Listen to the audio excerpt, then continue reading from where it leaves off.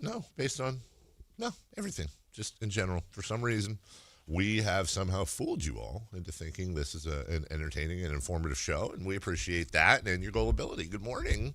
1-800-920-1140 is your phone number if you want to talk to us, which is a big deal for you, and you're welcome. Yeah, you can call and talk to Jason, a veteran of decades in this city. Dare I say, if there was a Sports Radio Hall of Fame in Sacramento, Jason would be a first ballot Hall of Famer, voice of Sac State football. Wearing green today. I see you are. No. My shoes are sort of green. Well, maybe not. No, that's not really green. No, damn it. I honestly spaced completely. You know, when I remembered it was St. Patrick's Day today, it was we get to pinch you. When I was just actually every morning as a matter of habit, I say hi to the country folk, the Pat, Cody, Joe, all of them, and of course Pat is incredibly Irish, and he's wearing green and all that, and he mentioned that, and then I actually said, you know, and so Cody's not wearing green either, and so we made an agreement, you know, no pinching, right, you know, because HR violation. Then I thought about it, I was like, will there actually be HR violations today in the country at businesses for pinching? Yes. Yeah, right? Like, there will be. There will actually be, someone will get pinched. Man, woman, don't know. Doesn't really matter. Someone will get pinched by somebody, and that will form a complaint. And then if I have a really good friend who is an HR director for a pretty 300-400 people company. That's big. And he or she is I really don't want to give that away, is the HR person. And so what I have learned, other than clear your throat before you come on the air, what I have learned is that HR people are a special type of person. Like, because you have to deal with, like, I could not be an HR person because I would hear the complaints. Not all of them. I'm not talking. That's not bad. Oh, wait. I hear you. Yes. I hear the complaints, and of course the dead set violence, real, you know, actual crazy harassment, all that. No doubters. But, like, he will tell us stories about, like, and I'll tell you guys off the air because I don't want to get, it's a very unique, somebody made up a word. Not a slur, nothing like that. Just somebody made up a word. I think you've told us that before. Have I told you off air? Yeah. Yeah, and this person, so he had to fire this person for that, but was talking about how the person that needed to be fired, he had to keep him outside of his office for a little bit, saying he was on a phone call, but what he was really doing was he was role-playing with himself because he letting this person go, a very serious situation. But the word was so funny that he was petrified. He would start laughing when he read, because he had to read, like, we're letting you go today. You used this word to and he had to say the word. And I've actually adopted the word and called many of my friends that over the years because it's a funny word. Not funny in the workplace. Maybe. Well, no, you know what? Funny in the workplace, but maybe not appropriate in the workplace. Not at this workplace. Definitely not at this workplace. No. So, yeah, somebody is going to pinch somebody. And really today, this is your advice. Don't pinch. Yeah, but what if it's just a joke? It's got to be a joke to both. I suggest that you either write, this is not legal advice. Just a suggestion that you, before you pinch somebody, perhaps do a video with them and get pinching consent. Yeah, but isn't there like layers of this? So let's say you and I agree. Yeah. And I'm like, I'm going to pinch Dave. Dave's totally good with it. We got it on video. We do a video. I say, I consent to Jason pinching. And then I pinch. Yeah. And Matt George is in here, and he's offended. He sees the pinch. That's and a so great point. We just learned about good. that. Yeah. Yeah, Matt is not. Now, isn't it a problem? Like, now, how does that land? Yes, Matt can now go to HR and say, I viewed the pinching. And I wasn't on the video. I was not. I did not consent to view He the could pinch. Teams call HR. Can't go to HR. Was that on the air? Yeah. Okay. It's early enough. Anyways, I now all of a sudden feel very uncomfortable talking about this. Like that, I I was driving into work today. I heard Jason and Dave talking about this, and it made me feel uncomfortable. And somewhere out there, and you never know. And that's the thing today. Is like, and I'm not making light of, again, serious stuff. And, of course, who am I to say what's serious? But there's probably an over-under 12% chance that somebody in our listening audience right now has actually been a real victim of pinching that, like, caused them mental duress and strain, and now we're making light of pinching. And so to JR? Perhaps, no. You're talking about the victim. the term, yes. I'm sorry, but hearing you accuse JR of pinching has made me feel uncomfortable. And it's good morning. Today is, of course, the if you've never seen the video in Mobile, Alabama, of the people that think that there's a leprechaun in a tree and the pot of gold under it is. Yeah. I don't know if today's the anniversary, but I saw this just before I came in. There's not one time, I think, where I've seen this video come across my timeline and I've not stopped everything to watch it. It was 19 years ago. It didn't say 19 years ago today, so I don't know that today is the anniversary, but there was an autistic manager of a high school basketball team, and he got put in with 4 minutes left in the final game of the season, and the first shot he took was an air ball. The second shot was off the rim, and then I think they said he proceeded to score 22 points in what I imagine was 3+ minutes, and then got rushed by the crowd, his team, the whole thing. They lift him up. His kid is just, they interview him, and he's just like super matter of fact. He's like, I caught fire. Yeah. I was hot as a pistol. I was on a heater. It's the best. Like, honestly, it was, you could not script that in Hollywood. It's one of, as much of a cesspit, horrific, if it's in The Lion King, that's where Mufasa says, don't go out there into those that world that social media can be. There are some. I have Never Mason. Avery is home. I'm an adult. That doesn't fly. That does not fly. I'm gonna stay at my new home for the summer. That wouldn't fly either. We've had this talk many a times to the point where she hasn't even tried. I preemptively laid the groundwork for those conversations where we have had several conversations over the last couple of years about what it means to be an adult and what it does not mean to be an adult. And the first rule that my children understand, and that has been ingrained in them, is what happens out there has no bearing on what happens in here. What your friend does, or what you heard about, or what you've experienced, that leaves once you come into this house, because we have different rules. We go by what we do. That it's a more explainable version of if Jason jumped off. A couple of twists. Why not? Stick the landing. Why not? Triple Sal Cow. Yeah. Whatever that is. I'm acting like he no longer am paying for anything of hers. As long as I'm required to pay for something, or she is 18, she's not an adult. As long as I'm paying for things, she is a child. She is reliant on me. Therefore, I carry domain over ultimate decision making when it comes to her. But she's home, and I'm overjoyed. And we've been spending a ton of time together and having fun. And we've been watching movies. We watched, as a family, what the hell did we watch a couple nights ago? I don't know. We were watching Inception last night. I forget what we watched. Anyways, it's like Oscars. It was three of it. I pay my taxes. I'm telling you, man, this is bad. I go into the bathroom, our bathroom area in our bedroom. Morning was a good time to clean it up, shave my neck and cheeks, if you will, and trim the mustache goatee thing. So I have a trimmer that is on a charger by my sink that I use for both, cutting off my beard, and then I adjust it, if you will, to trim my goatee.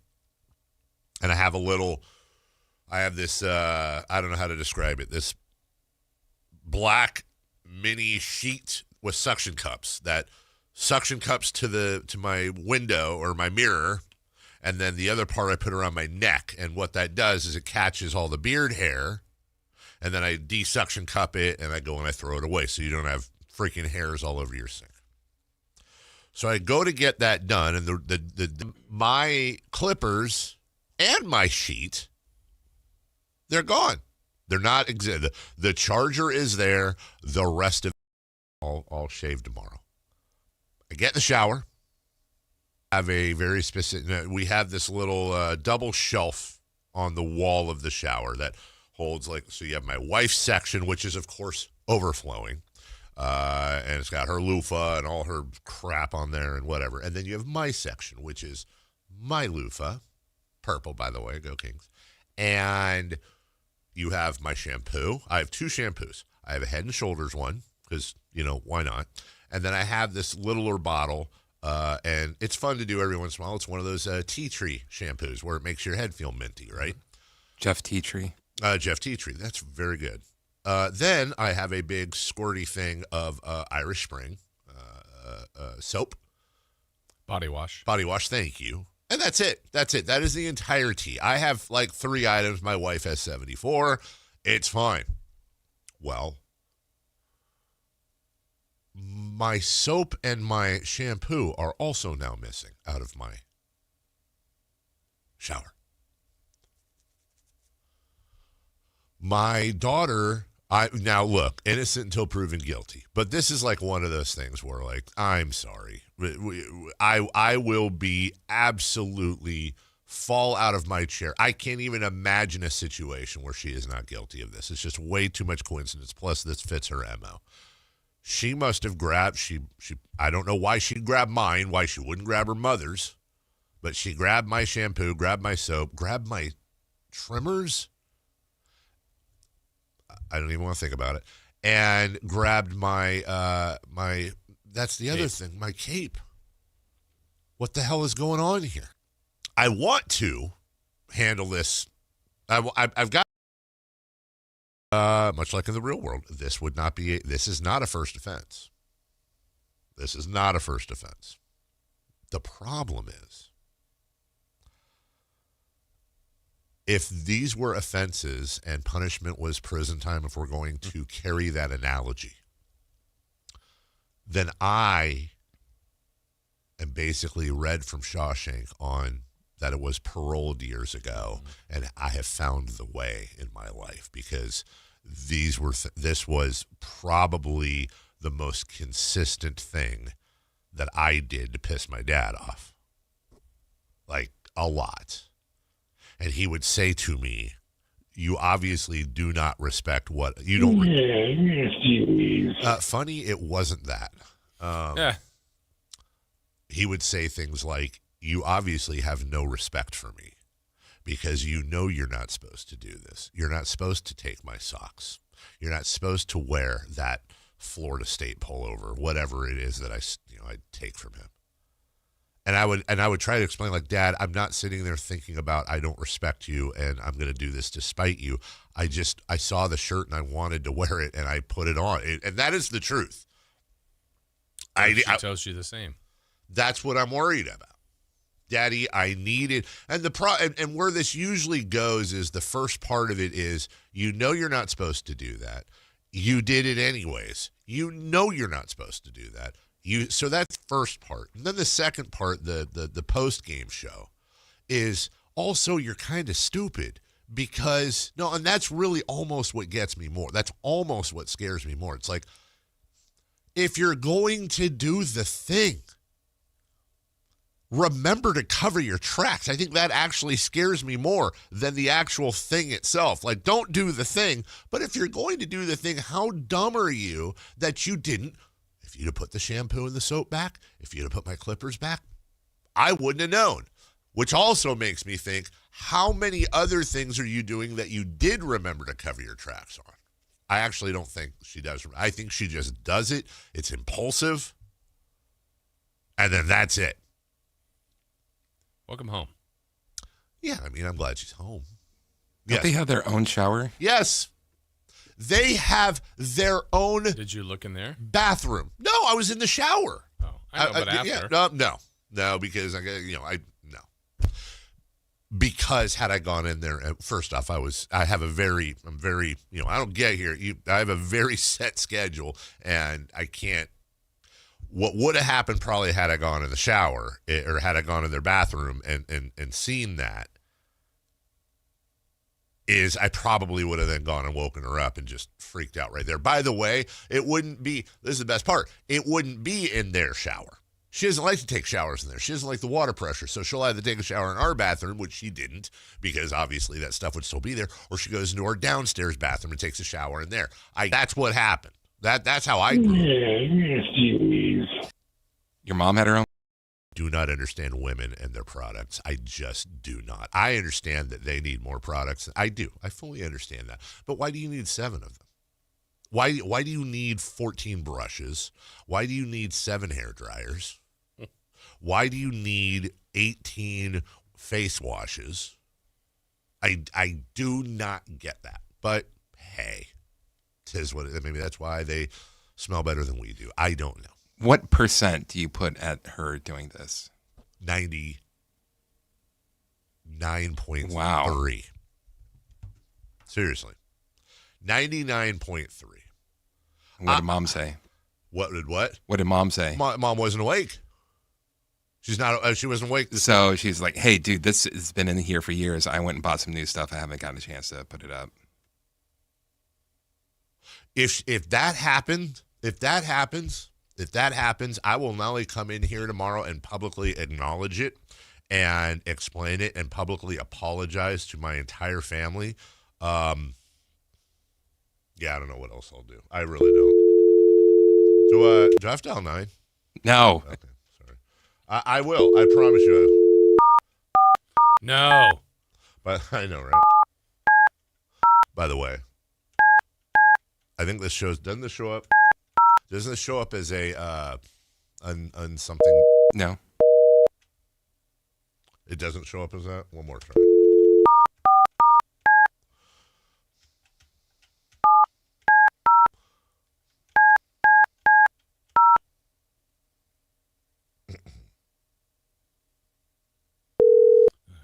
Hi, if you record your name. What the hell? All right, we gotta go. We gotta go in a second. Just absolutely love having her home. Really love having her home. Is the stream messed up, Chris? People are complaining about the stream. Those are our customers. We want to serve them. Your call has been forwarded. Yeah, that's what I thought. So, anyways, we'll see what happens. From the 209, shared the bathroom with our parents back when everyone shared the same bar of soap. I mean, I get it, but from the 916, it's obvious it was Gus. Ah. Give me my shampoo. We have to rub mousse on Gus now because he gets itchy. And he starts humping the floor to scratch his belly. Huh. Yeah, I will scratch the floor. I will scratch myself with the carpet. From Nick, what if it's your son that took it? Same thing. I'm telling you, it was my daughter. If I am wrong, I will allow all the public. I actually hope I'm wrong. I do. I truly do. It would be worth the public shaming of myself. If I am wrong, if I have wrongly accused my little girl, I will wear that. If you Jack Hughes. 100%. 100%. I'm not wrong. So, to be continued. We'll see. And then I got to think of what is it the dishes? Oh, I know what I'll do. Oh my God. It just popped in my head. She has to shave you. I know what I'll do. Jesus, Chris. You know what I'm going to do? I'm going to do an old school thing. Plus, it'll also be a great visual as well. I'm going to make her write 100 times, I will not take my father's stuff. I'm going to make her old school, like on the chalkboard, but she'll write it on line paper. I'm going to make her do, because that is so annoying to do, especially since she has like baby ADD like I do. Like not as bad, but a little bit. That is the worst, to just sit there and after 100 times, that's what it will. It's non-violent, which is great. It's not, there's going to be no tears. It's annoying. It's new. We'll see if that happens. Well, I did that when she was younger about something else. But anyways, Jason, Bobby Gerald's going to join us tomorrow at 8 to talk about brackets. Yes, Bobby Brackets. Bobby Brackets. It's very exciting. We also have two rundowns today because apparently I made a copy of our rundown and filled it out by myself. And I couldn't make a copy of the rundown if you asked me to, but somehow that happened. So, Kings Spurs tonight. The return of De'Aaron Fox. Not sure if you're aware the Kings traded him last year. We're going to talk about that. We'll do a Tankathon update. Of course, as well. The Niners are building that wide receiving room, but are they all going to need Metamucil before they go out on the field? We'll have this conversation. We have Rivercats tickets to give away as well for the season. That's about to begin, and so much more. It's Dave, it's Jason, it's Chris. We're right back after this. Download the Sactown Sports app. Sacramento sports in your pocket. This is Sactown Sports 1140. Your business moves fast. Your bank should keep up. At Valley Strong Credit Union, business banking is built for momentum with tools that help you manage cash flow, streamline payments, and fuel growth. Right now, there's never been a better time to switch. Open a new Valley Strong business account and get 3 months of business banking products and services free, up to $750 in value to power your next big move. Because when your business runs stronger, the whole Valley does too. Valley Strong Credit Union. Grow your business, grow your future at valleystrong.com/business. Only one radio program captures the excitement of hunting and fishing as it happens. The award-winning California Sportsman with Sep Hendrickson. Only California Sportsman takes you where the action is, live on the water, live in the blind, and live with the top pros and experts in outdoor sports. California Sportsman with Fishing Hall of Famer Sep Hendrickson is your premier destination for all things outdoors. Sep's Saturday Morning Outdoors. Ultimate Bass and California Sportsman, 5 a.m. to 8 a.m. Saturdays on Sactown Sports 1140. When you take the time to shop at Folsom Lake Honda, there's one thing you'll always find. Happy people ready to serve you. As a family-owned and operated dealership since 2009, customer service is our #1 priority. Our customers love doing business with us, and you will too. Looking to own or lease? During the spring sales event, drive a brand new Accord or Civic. Visit us today at FolsomLakeHonda.com, your one-stop Honda shop. Folsom Lake Honda. Cashback is not available on gas in New Jersey and Wisconsin.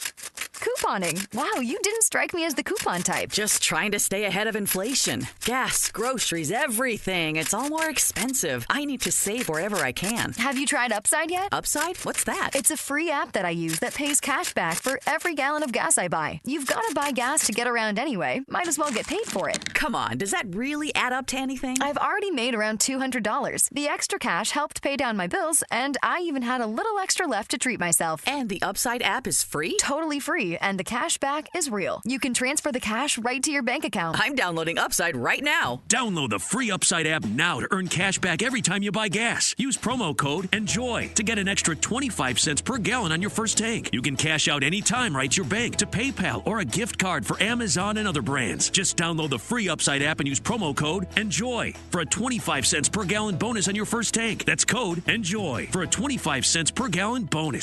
The spring sale is in bloom at Scandinavian Designs. For a limited time, enjoy huge savings on select modern furniture and decor, including pieces for your living room, bedroom, dining room, and beyond. This is your chance to refresh a favorite space or dream up an entirely new look. Stop by one of our local showrooms or shop online at ScandinavianDesigns.com. Scandinavian Designs. We make it simple. You make it home. Guys, did you know your testosterone affects everything in your system, including how you feel and perform every day? Right now, Revive Men's Health Sacramento will check your testosterone for free. Knowing your T levels is the first step in understanding if you have low T. Your testosterone level impacts your energy, libido, sleep, weight, hair loss, mood, and even ED. Maintaining an appropriate T level can change your whole life. Most men start to see changes in their hormone levels in their 30s. Experience and results matter. So what are you waiting for? Get your T levels checked today by local, experienced, and trusted men's health experts. They've helped thousands of men since 2011. They're so confident they can help you, they even guarantee it. Call Revive today and schedule your free testosterone test, free exam, and free consultation. Call Revive Men's Health at 916-277-8599. That's 916-277-8599. Or visit ReviveMen'sHealth.com.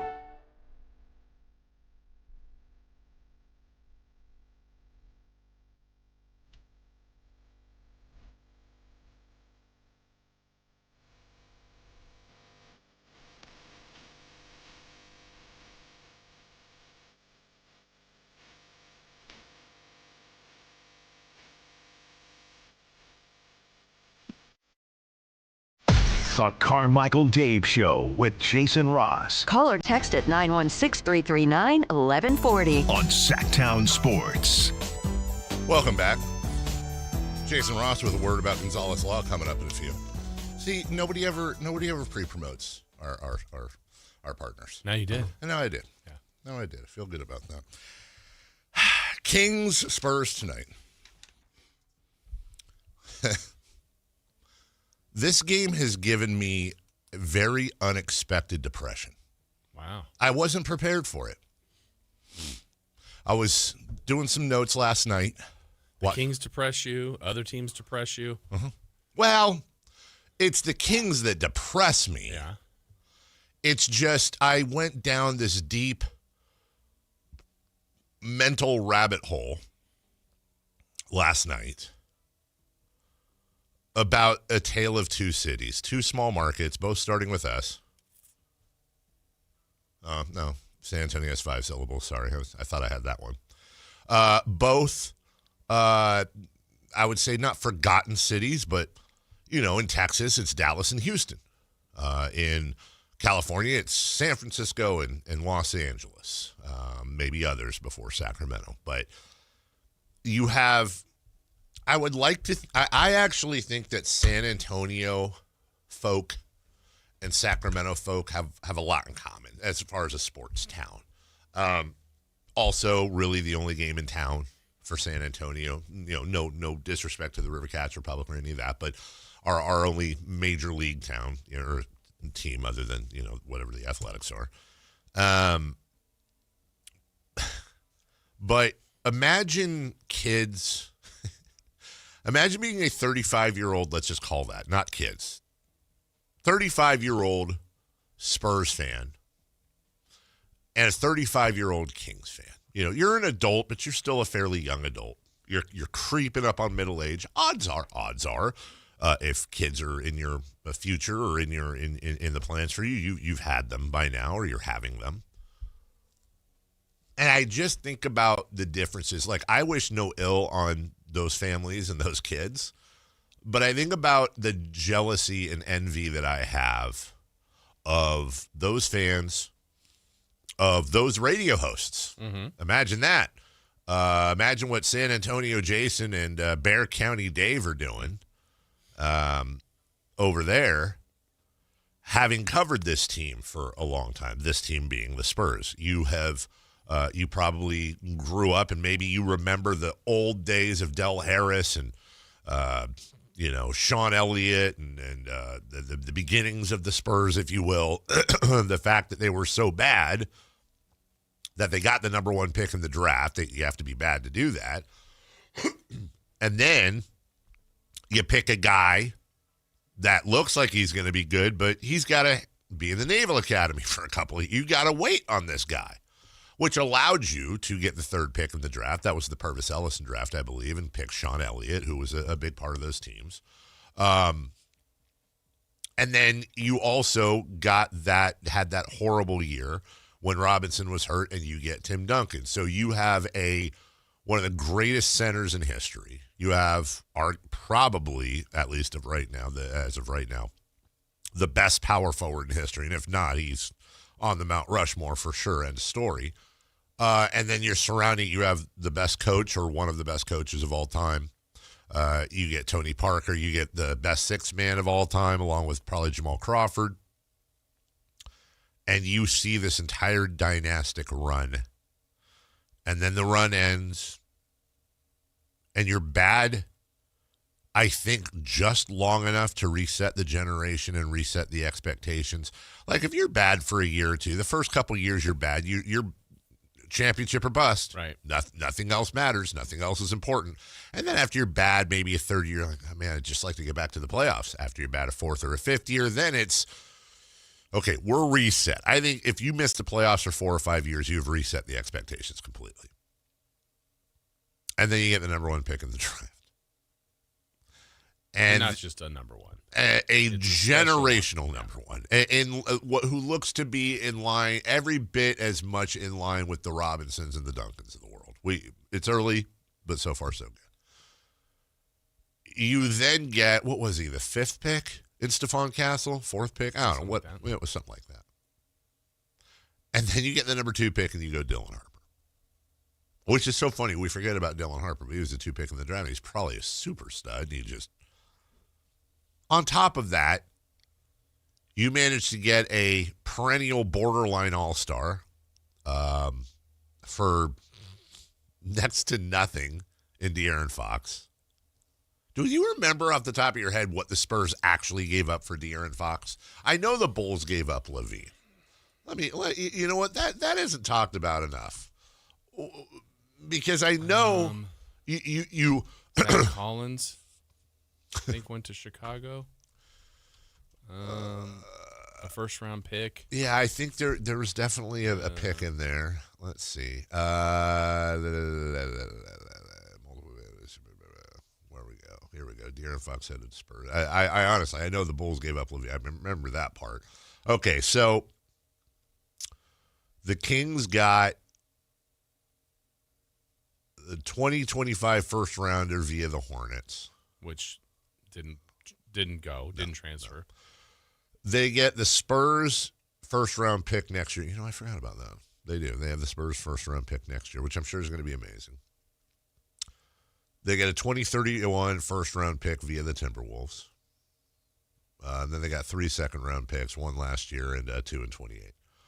And then I see Zach Collins, Trey Jones, Kevin Huerter, and they get their own first-round pick from last year back from the Spurs.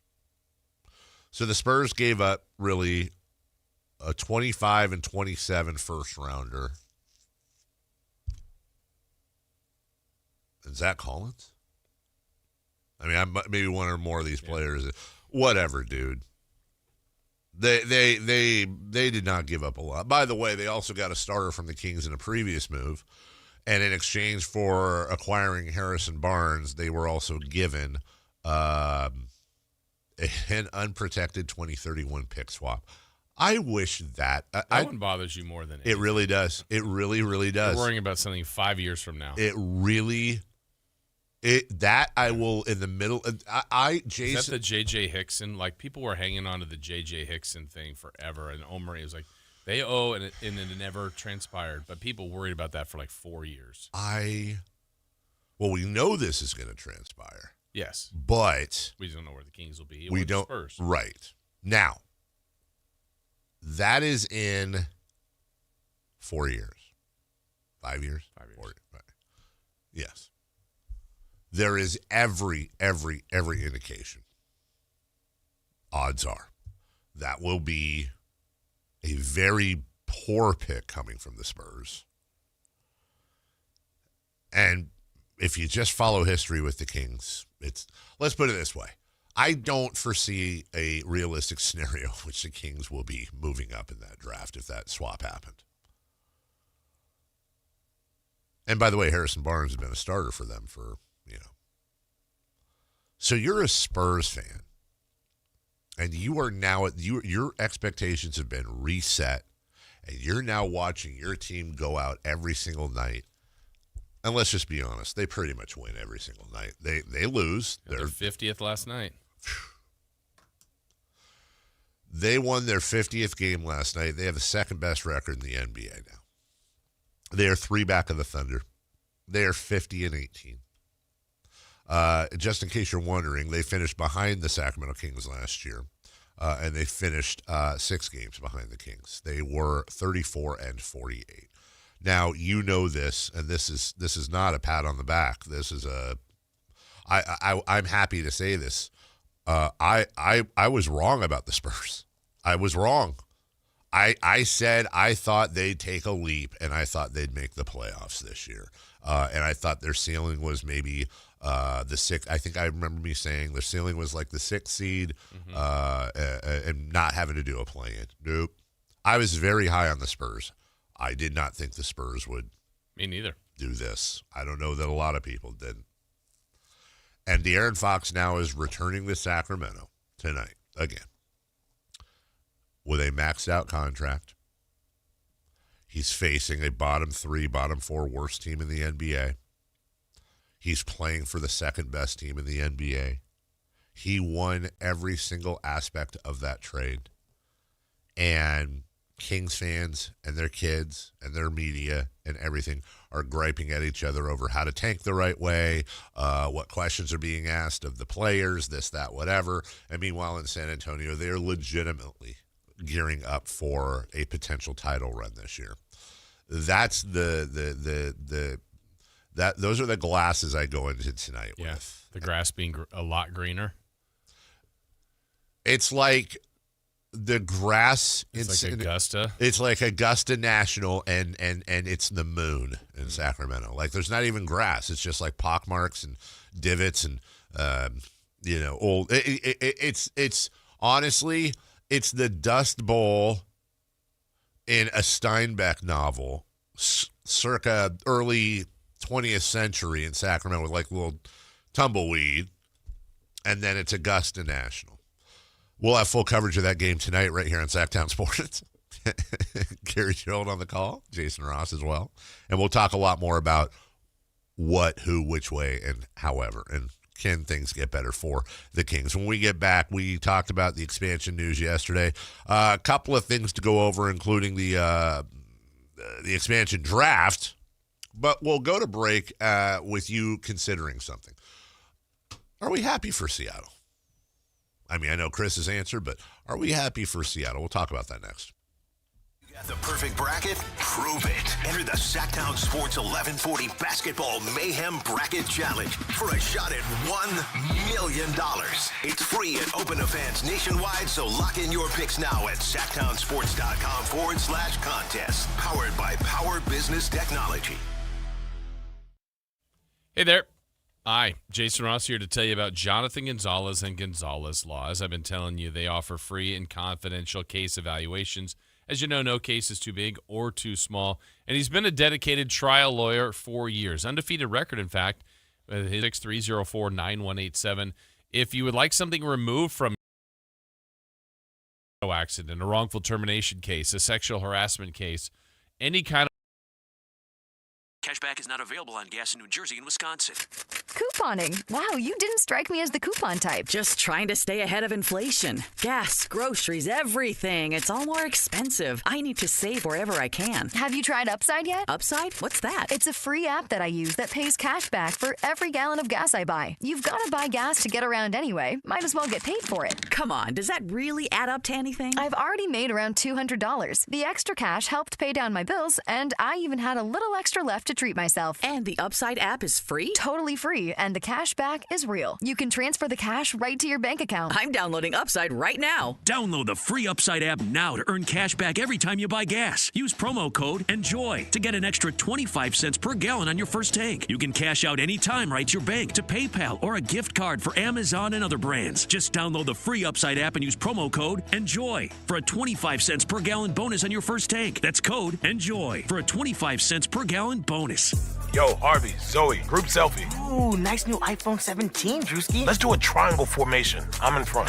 With a center stage front camera, everyone fits in the shot. You got it at T-Mobile. But switching takes forever. Not anymore. Now you can switch to T-Mobile in just 15 minutes. Focus, people. Nail your pose. And you get a new iPhone 17 on them. No way. Yes way. No way. Yes way, guys. Switch to T-Mobile and get iPhone 17 on us. And right now, we'll pay off your old phone up to $800. I'm grabbing my phone and switching to T-Mobile right now. Get back, Harvey. We're taking a... Let's go again, y'all. With 24 monthly bill credits, finance agreement, 256 gigabytes, $830, eligible trade-in, example iPhone 13, and new qualifying line, $60 plus per month plan with auto pay plus taxes and fees. For well-qualified customers, plus tax and $35 device connection charge. Credits end and balance due if you pay off early or cancel. Contact us. $800 via virtual prepaid card. Card typically takes 15 days after rebate submission, no cash access, and card expires in 6 months. Check out in 15 minutes per line. Visit T-Mobile.com. When life calls for a little extra, a kitchen upgrade, paying off debt, or that dream vacation, Valley Strong Credit Union is here to help. With a Valley Strong home equity loan, you can tap into your home's value with competitive rates, flexible terms, and local guidance you can trust. Get approved in as little as 5 minutes, with funding in as few as 5 days. Your goals are within reach. Visit valleystrong.com to get your offer today. Valley Strong Credit Union. Grow your possibilities. Equal housing lender, NMLS number 456506. Here's a tale of Tina searching up and down for decent GLP-1s, but got spun run around. Tell Good RX Rodent, hey, we got something new. GLP-1 prescriptions, all FDA approved. Brand name meds, no flags that are red. Clear pricing from the start. None of those hidden fees in your cart. Delivered to your door or pick up same day. Darn tootin'. Save time and money on prescriptions. I'll put it to goodrx.com/weight loss. GoodRx is not insurance. Ready to free your team from time-consuming office tasks? Amazon Business empowers leaders with smart business buying tools, leaving time to focus on strategy and growth. Free up your teams and focus on your future at amazonbusiness.com. Save $10 on a pair of Rain-X Latitude wiper blades at O'Reilly Auto Parts. Our professional parts people will even install them for free. O'Reilly Auto Parts.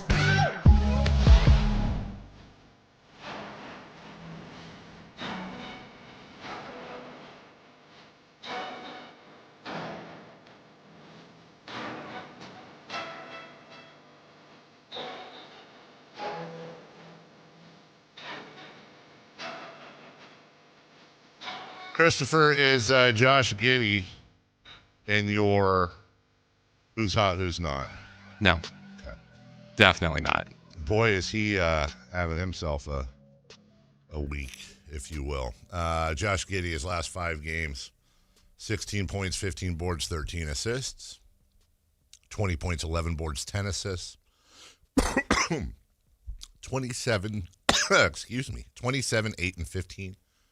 21, 13, and 17, 15, 12, and 10. And that's what I still love that trade. The Bulls aren't great at all. I still love that trade that Alex, for both teams. Like, that's one of my favorite trades of the last few years, in which I think both teams made the exact perfect move. It's interesting to remember that Josh Giddey is not going to be 24 until October. And he's been in the league now for this will be his. He's finishing. I always think about age when we talk about Patrick or about Josh Giddey. You always.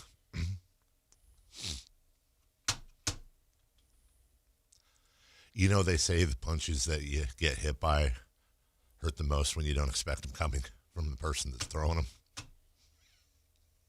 Look over here. 1-800-920-1140. Jason, are we happy for Seattle? I am, and I said so yesterday, and there were a number of Kings fans that don't feel that way. I know Chris is one of them. It's tough because I'm really happy that they should have never lost their team. That is a great basketball town, full of history. This might surprise you. I agree with you. That they shouldn't have lost their team, but he's not happy for them. Is that right? Yeah, are you happy for them? No. No. Because then we learned why, you didn't deserve a team to begin with. Why didn't they deserve a team? Because they're awful people. But you're painting with such a broad brush. That's true. I'm just talking about Seattle Supersonic fans. and Seahawk fans. And? Mariners fans aren't that bad. I haven't gotten anything from them. Huh. And your feelings about Sonics fans, are those mostly from the relocation saga and how they were? Yes. My problem with that, and there's nobody that fought with Sonics fans more than I did.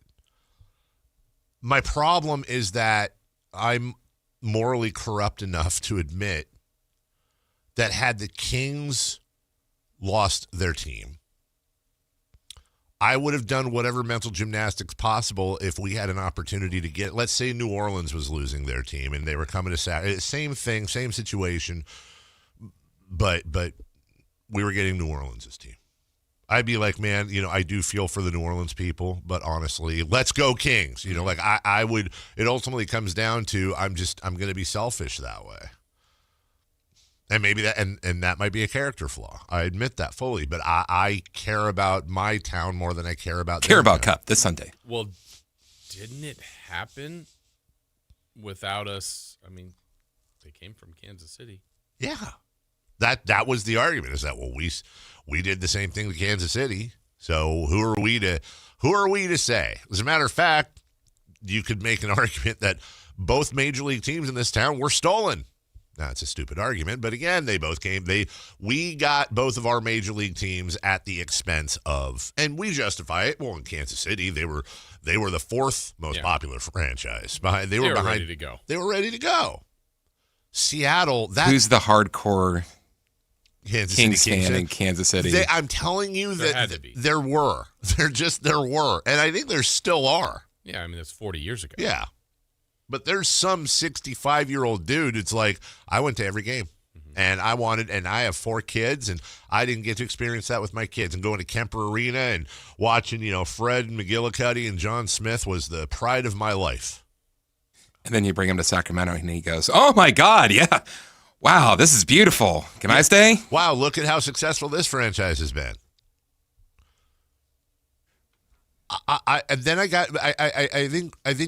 had the pleasure and the opportunity to sit and meet and talk with a lot of the Sonicscape people, Jason Reed and all. And these are the same people, by the way, that these are the same people that all got together and wrote the article in the Grantland, the now defunct Grantland website, like, hey, we're sorry you lost your team. Here's the blueprint to get it back, which was just so – I understand where their head was. They thought they had the team. Just moan and complain for 20 years until the NBA finally says, okay. And it didn't work.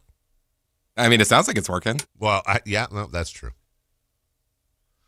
I think basketball belongs in Seattle. I think it's a great market. It's a better market than we are. Mm-hmm. It is. It just is. I'm talking. That doesn't really mean anything anymore, though. I understand. But I certainly wouldn't put Sonics fans in the bottom half historically of excitable, loyal fan bases. Like, I don't want to disparage other fan bases, but I can think of plenty that are not as devoted to their team as Sonics fans. Do they have to build a new arena? I know they had whatever the arena was, Key Arena, and then they remodeled that. And I think isn't that Climate Pledge now arena? No, that's a new arena. That's a new arena. Yeah. So I don't know how that works. But it's a weird time in Seattle, and I mean a very good time in Seattle. So they have the Kraken, they have the NHL team. They're the defending NFL champions who are about to be sold. They're about to get the Sonics in. Wealthy people are leaving there. Yeah, wealthy people. You're absolutely right. Oh no, yeah, still have a few left. Yeah, I think. A few, couple. But I think that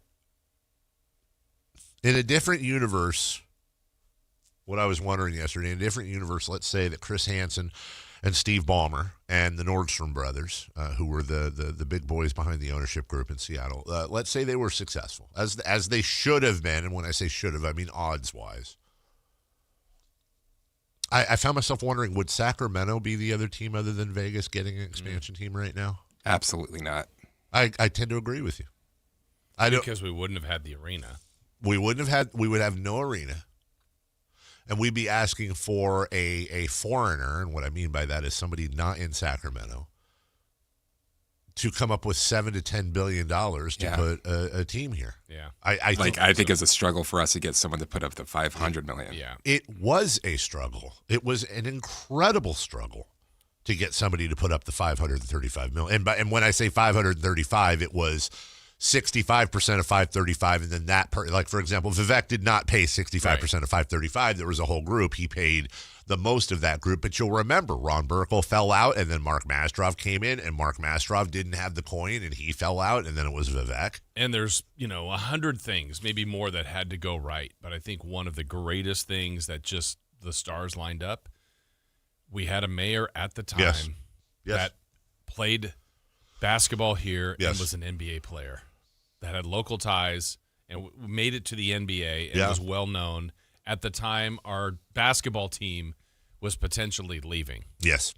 We will probably never in the city's history have that again. No. And the timing was perfect. When you look at I don't think he cared. I had a conversation with Jason Hare, a year ago. Maybe less. Maybe it was last summer. The director of the 30 for 30 on the Kings, also the guy that did the Jordan doc, and many, many others. Andre the Giant doc. Yes. Wonderful, wonderfully talented human being, and also a great human being who is head over heels in love with Sacramento. Head over heels in love with Sacramento. I said, dude, as you know, they shelved that documentary, the Kevin Johnson stuff. I said, dude, one of the great 30 for 30s of all time, I'm telling you, would be a 30 for 30 on that 30 for 30. It really, really would. You already have all the source material. But to do a 30 for 30 on the making of that, all the prime players, the Kevin Johnsons, the David Stearns, who are no longer with us, the Vivek Ranadives, all the people that were involved, Grant Napier. I mean, all the that have had a very tumultuous last 13 years for a completely different role. I guess David Stern, that's not tumultuous. He died, but you get my point. And then to go through the shelving of it, I said, you turn the camera on yourself and talk about the decision as to whether or not to edit it. There was a point where they were going to do a thing where they had somebody intro the 30 for 30 with like a conversation with Kevin Johnson and his wife and, blah, blah, blah. And anyways, turn it around. Do that for the first half of the 30 for 30, make it 2 hours, and then make the next hour an update. And you look at all the it's been so flipped around. All the heroes, so many of them that were at the end of that original 30 for 30, they were here. What's Kevin Johnson doing? How are Sacramento and Vivek Ranadive doing? How has the team done since? All that. Like, that actually would be, I think, as much as I hate it because it hasn't gone great, tremendous. I don't think Sacramento would be a part of the expansion conversation. But I think in the end, I think the NBA is better with the Seattle Supersonics in it. I think it's going to be a fun thing to watch. And then I don't know what the hell with Vegas, but interested to see what their name will be. By the way, Oklahoma City has reportedly agreed, and as they should, that they will cede all Sonics history, name rights, everything. So they will, in fact, be the Sonics. We'll take a break. First hour in the books. Second hour coming up. 3 for Madness leads it off. As always, what's the ceiling for the A's this year and what I believe may very well be their final year in Sacramento? March Madness and Vegas or Seattle or Sacramento? Who makes the playoffs first? We'll be right back after this. The madness is here, and so is your shot at $1 million. Enter the Sactown Sports 1140 Basketball Mayhem Bracket Challenge. It's free and open to fans nationwide. Head to SactownSports.com, build your bracket, and see if you've got what it takes. This contest is brought to you by Power Business Technology. For all your business copier needs, call 1-844-POWER-BZ or visit PowerCopiers.com. Don't sleep on this. Get your picks in now. This is the story of the one. As a safety manager at a manufacturing plant, he does everything he can to keep his coworkers safe. From finding ways to reduce risks to keeping safety supplies in stock. And for that, he relies on Grainger. Grainger offers a broad range of quality products and next-day delivery, so he can always play it safe. Call 1-800-GRAINGER, click Grainger.com, or just stop by. Grainger, for the ones who get it done.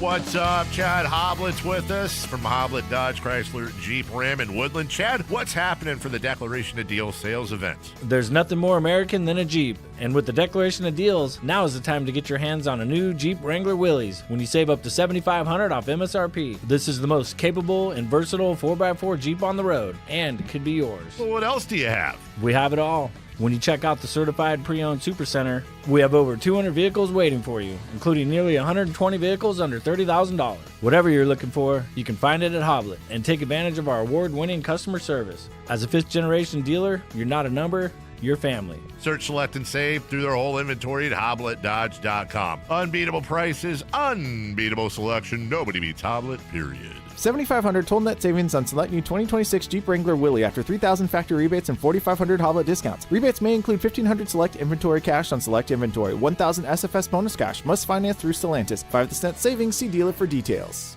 Country in the Park is back. May 8th and 9th at Cal Expo. Miranda Lambert,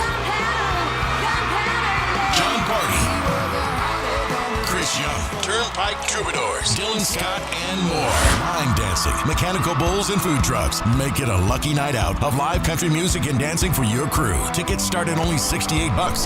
Country in the Park, May 8th and 9th at Cal Expo with Residents in Cal Expo and Gornick Academy. More info at CITBfest.com. Jackson Hewitt has a great tax prep deal, $149 or less. Missing out is like ignoring the check engine light in your car. You'll regret it. Seriously, the price is only $149 or less, no matter how complicated, so don't wait. Like when you get a password expires today alert or you're shopping online and there's only one item left. It's like your taxes are in the cart, just complete the purchase. Hurry, this deal for $149 or less is like your phone at 1%. It's about to power down. Limited time offer for new clients on federal returns. Participating locations only. Terms at jacksonhewitt.com/149. Pump up the volume. Business moves fast. Orders roll in, deadlines close in. When you ship with USPS Ground Advantage, you can keep up with confidence. Every package stays in our secure network from dock to door. And with nationwide reach, dependable tracking, and upfront affordable pricing, you get built-in peace of mind. You run the business. We run the routes. Visit USPS.com/Ground Advantage to learn more. It's time for the madness, and your HVAC system is in a full court press. Cold mornings, warm afternoons. Your heater and AC are battling, and your system is working overtime. Don't let your comfort get knocked out. Score Brower Mechanical's Madness BOGO Special. Buy a heating maintenance and get a free AC maintenance for just $89. Call 916-352-3113. Brower Mechanical. Residential and commercial HVAC sales and service. License number 1081055. KHD1 Sacramento, KYMX HD3 Sacramento. From the Power Business Technology Toshiba Studios. This is Sactown Sports 1140. 3 questions, 3 answers. It's 3 for Madness on the Carmichael Dave Show with Jason Ross. Here's question 1. 916-339-1140 is your tax line. Shots it. I didn't have this on the calendar today, even though we had 2 rundowns. Shots at ex-mayor Heather Fargo. Heather Fargo would have let the Kings leave. Mm-hmm. That's probably right. I haven't heard that name in a long time. I haven't either.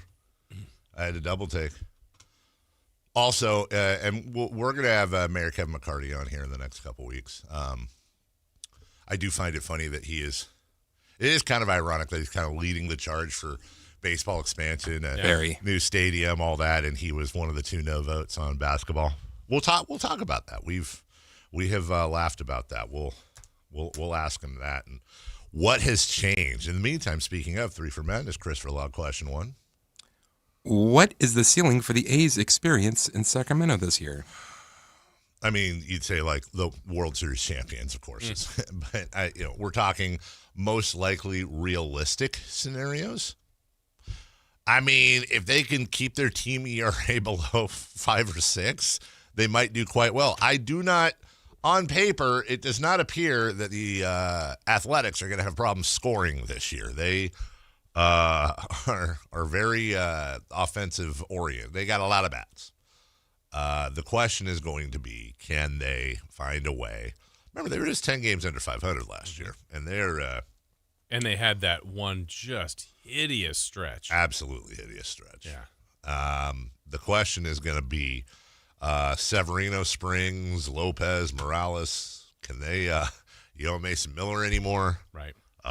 What the hell is going on? Because and what's unfortunate is that in a different world, if John Fisher was a competent owner and went out and got some pitching this offseason, that's a really, really good offensive team. Yeah. So I think I would say wild card is, for me, the ceiling. If they were 10 games below 500 last year, which I don't know why I said if, Jason, because they, in fact, were 10 games below 500. Let me just take a quick look. The wild card winner in the AL was, what the hell was the wild card winner here? Okay, here we go. We have a couple, right? Yeah, we have a couple. You had the Yankees, the Red Sox, and the Tigers. The Tigers were 87 and 75. That would then, if it was apples to apples, that would be an 11-game difference for the Athletics this year. I think that's, let's see, just for funsies, they were 76 and 86 last year. The year before that, they were 69 and 93. So that was an improvement of 7 games. You would need 4 games on top of that if everything stayed the same. I'm not saying they'll be a wild card team. I'm saying I think that is their ceiling. I think it's a realistic ceiling if everything goes right. And it makes me wonder if they're in that position, especially with the momentum to go to Vegas. Would ownership allow them to do some things trade-wise? My guess is it will be prospects. It will be that type of thing to get if you want to go out and get pitching. But there is some potential with the A's this year. Yeah, I think that you hit the nail on the head as far as the offense. The offense was spectacular last year, and I think it has a chance to be as good, if not better. The problem last year was not only pitching. I think they had fielding issues, too. So it's bullpen. Right. It was certainly the starters. Bullpen once they traded Mason Miller. So, but fielding, there were games that they would get themselves in trouble out on the field. So, if they have the kind of offensive year that a lot of people project, that'll be the part. Like when we get to July or August, it's like, are they going to be aggressive here because they're within a few games of either a division lead or a wild card spot? Are they going to go, hey, it's the time. It's time to be aggressive and go after another arm and see how great this year could go. I think it's also interesting that we're going to have this giant shadow over the whole season with the upcoming, what is thought to be labor impasse that will affect somehow next season. Now, again, it's one of those if A equals B equals C things when I say this. I believe this is the A's last season here. I believe that because I do believe there's an overwhelming chance, by the way, as most people do, that there will be a labor stoppage. Now, the argument comes in, how long will that labor stoppage be? That's where I don't think it'll be a full year, but I don't know. You believe that it will not be a full year, and you very well could absolutely be correct. I believe it will be a full season, and I could very well absolutely be wrong. But certainly your scenario is not off the table, and my scenario is far from being off the table as well.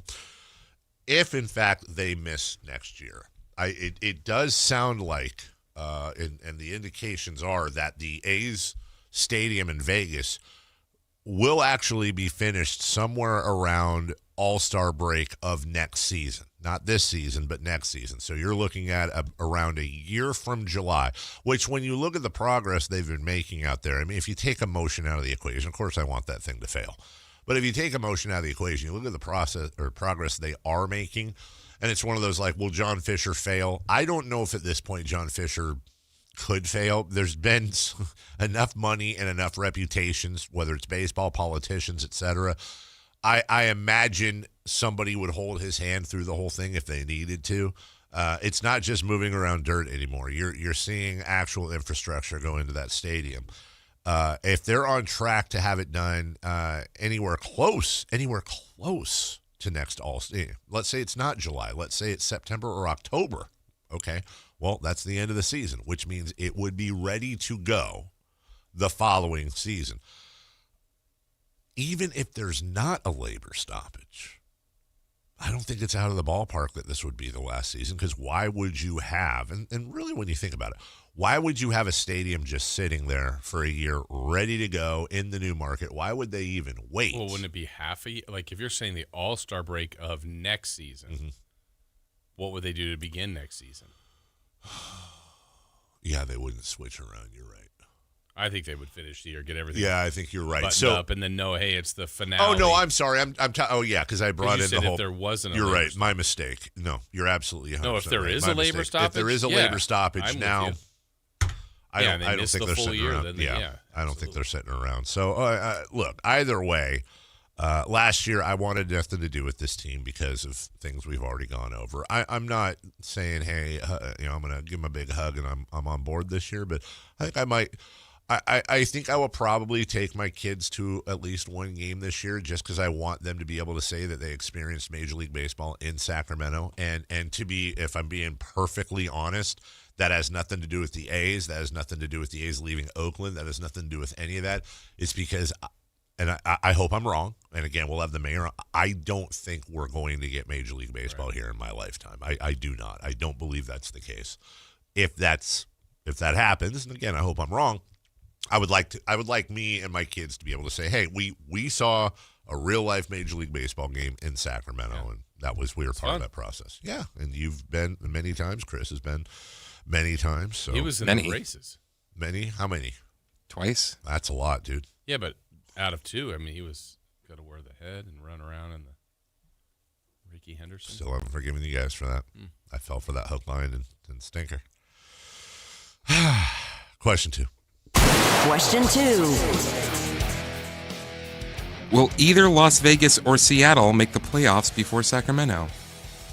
Obviously, there's no right or wrong answer here because it's all just guessing.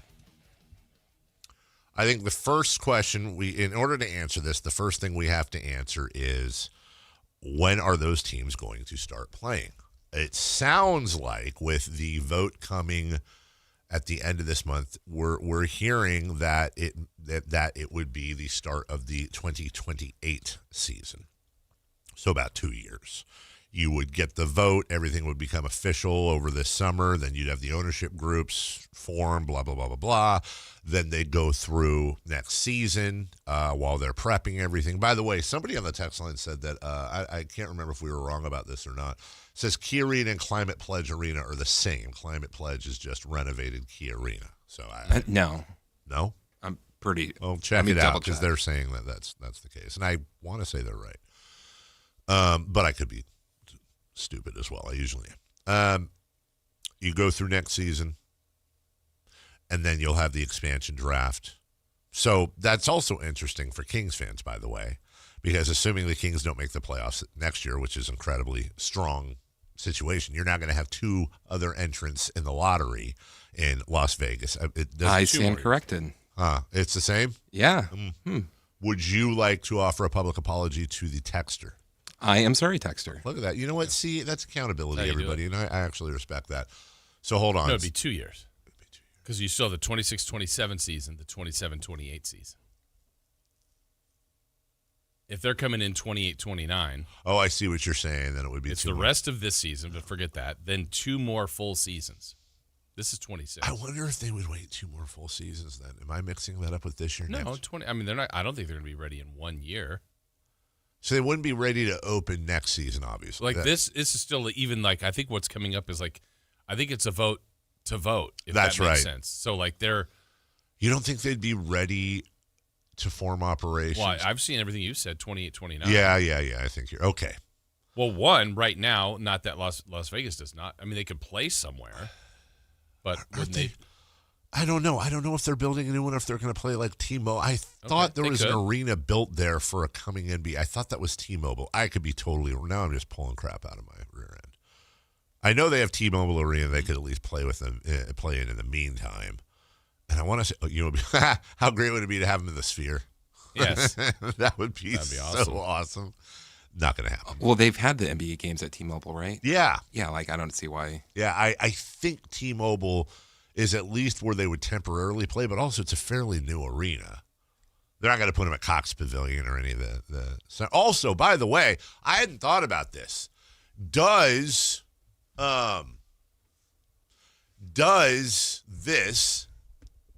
this end Vegas Summer League? Will it affect Vegas Summer League? Now you've got. I wouldn't think so. You don't think so? I don't think so, but I don't know. God, I hope so. Oh, I hope so. How amazing. Why would it change, though? Well, now they have an NBA team there full time. But what does that change? Yeah. Because oftentimes I thought, well, maybe it's in Vegas because they don't have an NBA team, and it's a way to bring the NBA there and test stuff out. Plus, all that. What would be better than Vegas Summer League? Phoenix. No. Oh no. Honolulu Summer League. Let's be honest. That's really where it should be. July, August. Do they have the hotel space? Sure, probably. Do they have the arena space? 30 teams playing. I mean, that's the Vegas. It's going through 2 different arenas. Those are old arenas. Older than Gilbert. It's just so hot. Hawaii's warm in the summer. Warm. Not hot. Wouldn't that'd just be I'm obviously being incredibly selfish and self-serving here, shockingly. What if the NBA, anyway. Seattle, some things fell through. We're not going to be able to give you a team, but you know what? We're going to move Summer League to Seattle. My God. I would actually rather that happen than Seattle get a team. Sorry, Sonics fans. I'm on your side, but you get to see all the teams They can all be your teams. All be your teams. You got the Kraken. What do you care? Maybe they move it to a different market that they want. Maybe Anchorage Summer League. Alaska's got to be great in July. Ugh. Mexico City Summer League. Yeah. No, thank you. Although, isn't the weather in Mexico City, isn't it like 20,000 feet in the air or something crazy? 7,000? It's higher than Tahoe, right? Yes. Yeah. That's why you move the start of the NBA to Christmas. Yes. And then Summer League is almost like Fall League. Fall League. I would be willing. September. Maybe. I would be willing to take moving Summer League out of Vegas off the negotiation table if, in fact, I would give that up. But you couldn't do Vegas Fall League. Why? Well, they got the NFL and stuff. So what? They got They're gonna have baseball the Athletics. Yeah, they're gonna have the A's. Yeah, in the summer. So you got. Oh man, it's gonna be so weird when Summer League has more people than the baseball. Imagine us going down to Summer League. Hey, you want to go catch an A's game? Yeah. 2 for $8. Not there. So I guess the first question is 28-29 season. Will the Sacramento Kings be in the playoffs? Maybe. I would say yes. I mean, not in, maybe by 28-29. I'm saying generally expansion teams stink. Yeah. I mean, they're going to have generally. I mean, Golden Knights. Yeah. They were good. NBA, though. Yeah, good point. It's going to take a few years. So if I'm guessing, the Kings have a runway here, have a lead, but doesn't mean they're going to do it. You want to talk about a new paddle to beat the franchise with, though? If either or both of Seattle and Las Vegas are able to field successful teams anytime soon, and the Kings are not, it's going to be like, yeah, they didn't have a team a few years ago, and they've already passed us up. I wonder what the over-under would be on how many years from now will it take for either Vegas or Seattle to have a better record than Sacramento. Like if I said 4.5, 5.5. It's a good question because I'm thinking of what are the newest teams in the NBA, which are what? What are the newest ones? Yeah. What? You got what? Miami, Orlando, Charlotte, New Orleans? Charlotte, yeah, well, they were the Bobcats. Yeah. I guess they would be the newest. New Orleans? Yeah. No, Charlotte. Charlotte Hornets? Yeah, because New Orleans was Charlotte, correct? This is like Channel 10, Channel 13 times 10. Well, either way, let's count New Orleans, let's count Charlotte, let's count Miami, Orlando, Toronto, Minnesota. You have Toronto and Miami have won championships. I forgot about Toronto, yes, you have. But those are we're talking like 30 years for some of these teams. Hey, but man. 2 of them have won a championship. I'd take it. The other 4 have not, and the Kings obviously haven't in a long, long time. This might be the winner right here. It covers everything. You're going to have hotel space. You've got the weather, the environment. You have an untested NBA city. It's fairly centrally located. Bozeman Summer League. Absolutely. I'm kind of looking at this, and it's about 5 to 4 years. What is? For the expansion teams. Oh, to be successful? Yeah, so it took 6 seasons for the Bobcats. It took 4 for the Magic, 5 for the Heat. I didn't see Minnesota. So now you're talking about 7 or 8 seasons from now. And if we really go back 5 years in the Kings' history, man, what a journey it's been from probably... The Wolves took 10 seasons. That's probably Luke Walton and Gentry. Yeah. Into Mike Brown, into the Beam team, and then into missing again. It's been a roller coaster. It's been all over the place in 5 years. It's been a bit of a roller coaster, hasn't it? Question 3, please. Question 3. If the field was expanded to 32 teams, could college football replicate March Madness? I often think about this. Like, how could you replicate? No, I'm not saying match, but I'm saying, like, could March Madness apply to something other than NCAA basketball? Now, and by the way, I'm very aware, and I think I'm going actually, of the women's side. Now, obviously, the women's bracket's not as popular as the men's brackets, but still, there's a lot of women's brackets. I think the women's tournament has, over the last 5 years, has been really, really good. But it's like a chicken and egg thing. Like, do you have to have Does the sport have to be good or interesting or entertaining for the brackets to work around? Like, first, what I mean by that is college football is already more popular than both men's and women's college basketball. It's, expanding to 32. It would also have to be a situation where it's a one-off, which football would be. But I do. What about 16? Like a 16 team? Because now it's 12. 16 is the even bracket. I feel like that's the minimum. Okay. But even then, it's like, I don't know why it hasn't been replicated. Like, for example, why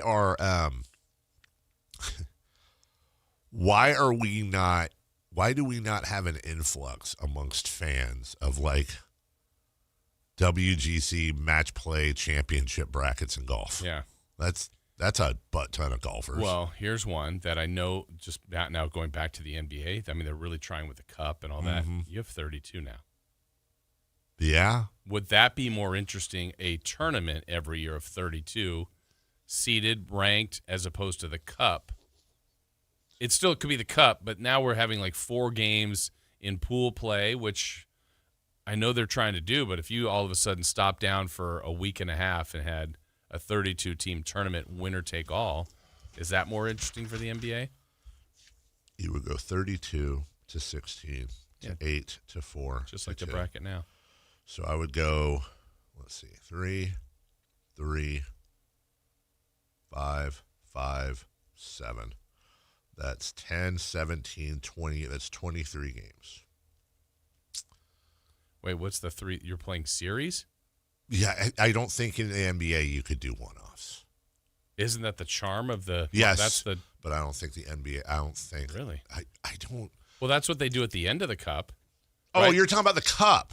Oh, no, I'm just talking about making a tournament, but it could still be the cup. It's just. I was talking about the playoff. I thought you were talking about like the NBA finals and stuff. No. I got you. Yeah, an in-season, because there's your. I think what the NBA was trying to do with the cup was replicate in some version of. It's almost like everything's a game 7 once you advance to the, the final stages. You win and you move on. You win the first part, you go to Vegas. You win the semifinals, you're in the finals, and then that's it. But if you have 32 teams, now you naturally have a bracket, and one plays 32 or whatever, however you want to do it. You have 2 regions, East and West, 1 versus 16, and. 1, 2, 3, 4, 5. It's 5 rounds for the champion. What are the rounds? How many are 6 in the playoffs? The actual playoffs. 4. First round, 4. And it's what? It's the 8 get down to 4. But are they all 7? The 4 get down to 4 get down to 2. 2 get down to 1 in your conference, and then you're in the finals. I'm just sitting here thinking, because you said that, I'm just going down a rabbit hole here. I know this is not what you're talking about, but I'm with the whole tanking and all that. Like when Seattle and Vegas come in, we'll have 32 teams. That's what clicked me on that when you said that, and I was like, okay, like what if you shortened the season somehow, and you had all 32 teams make the playoffs, regardless, it doesn't matter, and then you based your draft order. Or lottery system, at least. I don't know how you'd work it somehow on. Like, for example, you had, like, if that happened this year, Jason, just go with me on this. This is a stupid idea, but just go with me on this. First off, I don't think anyone would be like, oh, more playoff games. Like, but I don't think you'd necessarily have to have more playoff games. But also, if you opened it up and made it conferenceless, let's say. So, for example, you'd have the number 1 seed Thunder taking on the Indiana Pacers, all right, in the first round, whatever. Hey. Rematch of the finals. Rematch of the finals. God, that's right. We even talked about that. And that's, let's say, a 5-game series in the first round or whatever. And then Indiana advances. And you had your 1 seeds, maybe the 1-2 seed in each conference. I don't know how you'd work it. That go all the way around. And it couldn't be a one-off because there's just too much stuff that can happen. But I'm just wondering if that's why I wonder if you have that as a separate tournament where it's like, Indiana's not going to beat OKC, but on one night, right? One night, maybe they do. If it was a separate tournament, you're absolutely correct. You should make do that one-offs. the cup. Yeah, and you make that the cup. And then you're like, well, I mean, that's the 16 beating a 1 in the March. It's happened once. I wish there was a way to tie that into. I wish there was a way to tie that into the draft lottery, but you can't without rewarding the best teams. Yeah. I mean, because I think the problem with if you make all 32 make the playoffs, then it's like they already have trouble validating the regular season games. Now it's like, we're going to be in. What if we'll hold our guys to the end and we'll get healthy or whatever. What if in the first, because there'd be 5 rounds? What if you said in the first 2 rounds the higher seed gets all the games at home? Yeah. I mean, I don't know. Just provide. You're right. The regular season has to mean something. Right. But we'll take a break. When we return, what are we doing here? Oh, let's get a Tankathon update. Shall we? Am I looking at the right one here? Hold on. Let me flip since we have 2 here. Yes, let's get a Tankathon update. We're going to talk about the Niners' new signing as well in that receiving core. But in the meantime, the Kings, what they're doing, and what a national website, what new term they coined for the Sacramento Kings and what they've been doing over the last few games. We'll get to that next. You never know what you might hear when listening to a Sacramento Kings game. Out of Keegan, going for another triple. Man, is he feeling it. Keegan, can he do it? Yes, there's number 11, Keegan Murray. Keegan steps back. He just knocked down his 12th three-pointer, a Kings franchise record. He's got 45 points. Never miss a moment of Sacramento Kings basketball with Sactown Sports and the Sactown Sports app. Capital Casino is conveniently located in downtown, 411 16th Street, and has been a part of the greater Sacramento area for over 20 years. They offer the best variety of games in the region in a safe and friendly environment, and there's plenty of parking, all well lit and monitored by security. Come have a great meal at the cafe and restaurant inside. Capital Casino has the best food, the best service, and the best action, but please always remember to gamble responsibly. 1-800-GAMBLER. This is the sound of Lucy, staying on top of her spending. You see, even though she's buying a new pair of jeans, she knows that it fits within her monthly budget, because Wells Fargo will send an alert if her balance drops below her set amount. Yep, nothing gets past Lucy, or Wells Fargo for that matter. However you make money work, Wells Fargo can work with that. Wells Fargo Bank, N.A., member FDIC. How can you grow your business from idea to industry leader? With smart business buying tools and technology from Amazon Business. From fast, free shipping to in-depth buying insights and automated purchase approvals, we deliver everything you need. Go to AmazonBusiness.com for support. Check engine or ABS light on? Take the guesswork out of your warning lights with O'Reilly Veriscan. It's free. Ask for O'Reilly Veriscan. O'Reilly Auto Parts. I move mountains for a living. Literally. That means I don't carry hand lotion, and when it comes to serious heartburn, I don't mess around with anything but Rolaids. Rolaids' dual-active formula has calcium carbonate and magnesium hydroxide that relieves heartburn fast. Yeah, you heard right. 2 actives for that powerful relief. And the best part? The roll fits right here in my pocket, so I can get back to moving mountains. Rolade spells powerful relief. Read each label. Use as directed. Keep out of reach of children. Confidence is knowing you're ready to handle whatever comes your way. That's what it feels like to take on your workday with Cintas. They make sure your AEDs are up to date, your fire extinguishers are tested and inspected, your floor mats are cleaned and delivered, and your workwear looks good, feels good, and is freshly laundered with the Cintas Apparel Plus program. So are you ready to take on today? Visit Cintas.com. I'm ready! And get ready for the workday. Hi, Flo here to say that Progressive knows that life can change quickly, so it's good to have flexible coverage. Oh, like when I have to take my ex off my policy. Oh, sorry. But yes, we can do that. And can you send them a message and tell them that they have trust issues that they need to work on? We don't really get in the middle of these conflicts. Also, can you let him know that I was faking interest in his band and it's probably time to grow up? I'm not going to do it. Just know that with Progressive, you can easily make changes to your auto insurance because we know life changes. Also, I'm staying in touch with his mom because she's absolutely lovely. Bad idea. Progressive Casualty Insurance Company and Affiliates. The following is a test of the emergency alert system. This is only a test.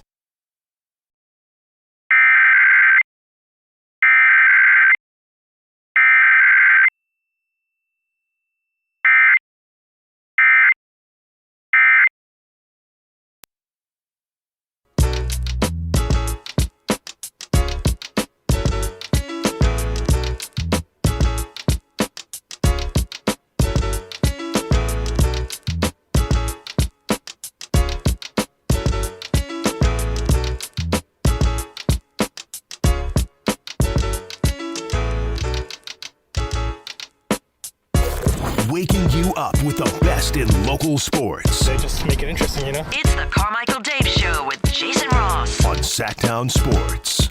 All right. Dan Patrick had a great question. I'm stealing it. If you had $10 million and you had to spend it on memorabilia, can't spend it on anything else. The catch here, I think, is that also you can't sell any of it, so we're not talking about what's the best investment, what's the most profitable. It's your enjoyment. And the only time it will leave your hands is, let's just say this. I want to make sure that there's no loopholes here. And then when you pass away, it automatically gets donated to the charity of your choice. I don't know. I don't want to bring into the question investment. This is just $10 million, your enjoyment. You're displaying it in the house, whatever you want to do. Would you spend that $10 million on memorabilia, on sports memorabilia, on music memorabilia, which has been making a lot of headlines lately with Jim Irsay's collection going up for sale, movie or television memorabilia, or historical, political, history memorabilia? Which would you choose? Dork. Not, wait, hold not on. the history. Which dork? What dork? The history one. Yeah, I would not. I mean, I don't think any of that. It belongs in a museum. All right, Indy. Movie, music, and sports, probably. You got to pick one. Oh, sports. Chris? Movie Sports and or TV. movie? You said movie, Chris? Yeah. So, like the chair from the movie that you like that the guy sat in, like that type of thing. MacGruber's Miata. It'd all just be MacGruber stuff. His CD player, or the changer thing that he would take out. Black punked. His vest. God, I think I'd do the history. I'm trying to talk myself Dork. out of it, but I can't. I really am, because he played the dork thing, and now I feel like it's dorky. Come on, man. Somebody walks in. Hey, did the dinosaurs count as history? He likes that one. He does. Somebody walks Look, into your there's house. Abe Lincoln's hair. Right? It's right on top of my dinosaur. Like, here's Abe Lincoln's hair. Here's a Betsy Ross flag. I have that. With the If she actually existed. circle stars. What, is that a thing that she didn't? Is it? Yeah. Wait, hold on. Like, was she like an alien or something? Or? No, it's like a Paul Bunyan type of thing. Oh. Well, if she didn't do the flag, who did it? Somebody else? Yeah. She's Okay. my great aunt. Okay. Yeah, right. She's part of the you're Family. part of the Betsy Rosses, or Betsy's Ross, I think is what it is. Oh, but like And we're related to Cooper. I wouldn't Cooper Ross, No. Ross Cooper, Nope. Betsy Cooper, Nope. you Jason get there. Cooper. Nope. I've done all the combinations. Betsy, what's she known for? The flag. Yeah. Damn it, Jason. Damn it. Damn you to heck is what I say. Sorry for the language. No, dude. Here's Abe Lincoln's hair. Here's a Betsy Ross flag. Here's I don't know. No, let's get off. Here's the face from Face Off. How are you going to beat that? Right. I'm going to Chris's house. Here's Sell me on going to your house so far. Okay, I'm not you going. walk in. Here's a real Civil War cannon. Chris? Here is the Civil War cannon from Glory. Here's a copy of the Declaration of Independence. Here is a copy of the Declaration of Independence from National Treasure. You got me on that one. Signed by Nicolas Cage. We're going to steal the net. How am I not in that movie? We're going to steal the Declaration of Independence from National Treasure. I love that movie. You haven't sold me yet on yours. Come on, man. Here is part of the Great Wall. Well, that's right. It doesn't have to be just American. Oh, you have some history. I have part of the Your wife Berlin does. Wall in my house. Yeah, my wife. I own half of that. Yeah. Yeah, that's a great point. What you about? already have a history museum. I kind of do. Let's be honest. Here is. I mean, the crappy thing is most of the stuff I don't know why, but my mind is. I'm censoring myself because most of my stuff that I'm thinking of historically is like really dark, because there's been a lot of bad things that have happened. Like, what's something good that happened in history? What's the best thing that happened in history? The pen that signed the Civil Rights Act. That was LBJ, right? Yes. Yeah, LBJ's pen I'm in intrigued. a frame in a little thing. This is the pen. Because he probably did like a bunch of pens, right? Yeah. And then you give them all away. So this is one of the pens that signed the thing that did all of the things. Here is the afro from Fletch. Oh, Chris. Oh. I'm going to Chris's house. Oh, well, look over there. There's the microphone and podium that Dr. King used for his I Have a Dream speech. Go ahead, Chris. Here is the station wagon from the movie Vacation. I'm at Chris's place. What? The family truckster? Well, okay, hold on. Does it still have the leash on the bumper? Yes. Yeah. I mean, yeah. That could not be in a movie today. It's part of history. What about this? Am I allowed to display the actual peach basket that Dr. James Naismith used to invent basketball? Is that technically sports memorabilia, or is that historical? I feel memorabilia? like it's sports. Well, I mean, like it's sports history. Yeah, no, you're right. I say it can't be sport related. Here is the spear that was thrown in ancient Greece at the first Olympics by a naked guy that was the first ever javelin. That doesn't do anything for you? Who was it? Panicius. He got hit in the Panicius. You're a Panicius. I think I'm going to Chris's. Oh, fine. Well, we're all going to sit around the fire. Here is Spicoli's van. With the smoke coming out of it. Here is the A-Team van. Chris has nothing but vans. That's all he has is vans and Miatas and station wagons and a flipping Blaupunk stereo. Yeah. And the afro from Fletch. And the afro from Fletch. He still has me intrigued. I need more time to come up. More stuff. You're putting me on the spot. He has a whole history of movies. I'm just dealing with like American history or world history, you know. Oh, hey, here's the Magna Carta. Here's the Blob from Heavyweights. You're not going Magna Carta like, wow, look, that's real writing. Wow, look at the real writing. Look at the real actual writing. Oh, I've got it. The actual verified stone tablets Moses held that got the 10 Commandments. If it actually happened, I get them. I watched History of the World. I was just going to say, I've got the 15 tablet. I want the one that's dropped. Damn it. These 15. I mean 10. 10 Commandments. Tankathon update. We got a break. Shall we? If you had the lottery balls that produced the Kings getting the first pick. I wonder if they even, oh my God, has anyone ever, holy crap, has anyone ever even thought of requesting that? Like if the Kings got the number 1 pick this year, say, I would just like the ping pong ball. And then, you know, like at my house, so I have the rotating Florida State helmet. I somehow figure out a way to have in a little jar, case or whatever, the rotating ball with the, what are you laughing at, Chris, that you can't tell us probably? Why do you text me? But not all of us. Well, that we know what that means. Yeah. You know what?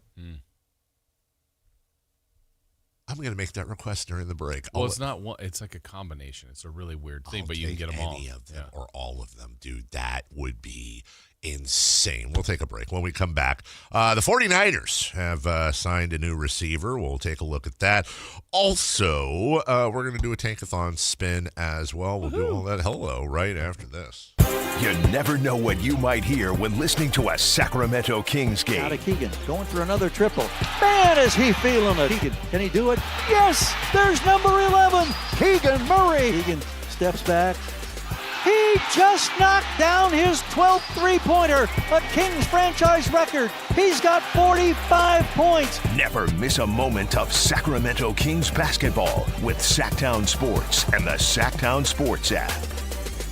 Spring is here, and there's really nothing better than hitting the open road in a new Honda. Whether you're shopping new or pre-owned, Stockton Honda has the selection and savings, plus get top dollar for your trade. And while life's roads are often filled with bumps, buying from Stockton Honda couldn't be smoother. Wherever the road you travel might lead, Stockton Honda is happy to get you there. Come in today or go to StocktonHonda.com. Anytime, anywhere, it's all here. StocktonHonda.com. When life calls for a little extra, a kitchen upgrade, paying off debt, or that dream vacation, Valley Strong Credit Union is here to help. With a Valley Strong home equity loan, you can tap into your home's value with competitive rates, flexible terms, and local guidance you can trust. Get approved in as little as 5 minutes, with funding in as few as 5 days. Your goals are within reach. Visit valleystrong.com to get your offer today. Valley Strong Credit Union. Grow your possibilities. Equal housing lender, NMLS number 456506. T-Mobile has an exclusive bundle for customers 55 and up. I'm Sarah Bowl. Yeah, I'm Frank Bowl. A reliable network is key for us. And with T-Mobile, it's been wonderful.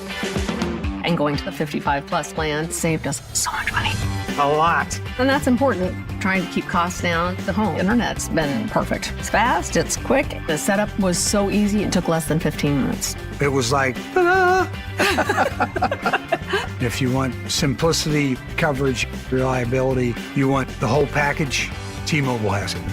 Right now, T-Mobile customers 55 and up can get 2 phone lines on America's best network, plus America's fastest 5G home internet for just $30 each. $30 per month each line with autopay plus taxes and fees. Minimum age 55. Pricing for home internet rely on 2 lines of essentials. Choice 55. $35 connection charge per line required. Best mobile network and fastest 5G home internet based on analysis by Ookla of Speed Test Intelligence Data 2H 2025. All rights reserved. Golf to Go is brought to you by the Hagen Oaks Golf Super Shop. Here's Frank LaRosa. If you struggle with alignment off the tee, Golf.com's Zephyr Melton has a fix. If you aren't aimed where you think you are, you're putting yourself in a poor position before you even swing the club. Sometimes your brain will play tricks on you and make you feel like you're aimed one way, when in reality you are aligned in a totally different spot. There are only 2 areas where you get to place your ball before you hit a shot: the green and the tee box. On the green, you always line up your ball when you place it down, so why not do the same thing on the tee box? Try pointing the logo or your Sharpie line down the target line. If you want to get your ball lined up even more precisely, try choosing an intermediate target in between your ball and the distant target, maybe a discoloration in the grass or divot, and then use that as an intermediate target. With that spot picked out, line your ball up pointing right at it. So long as you orient the ball correctly when you place it, you can swing away knowing you're aimed at your target. That's your Golf to Go. I'm Frank LaRosa.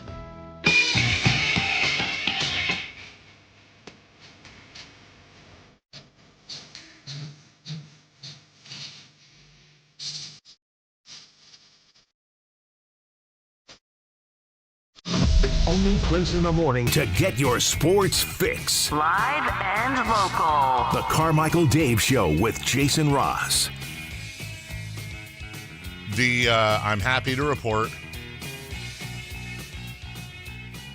the ball is now officially rolling, Jason. You may actually have had, or was it Chris? One of you guys may have had the best idea ever. I have made contact and will continue the conversation later today. I gave my word. There's no way this works if I say who I am. Let's just say this is a top 5 person with the NBA. Okay. Top 5. Okay.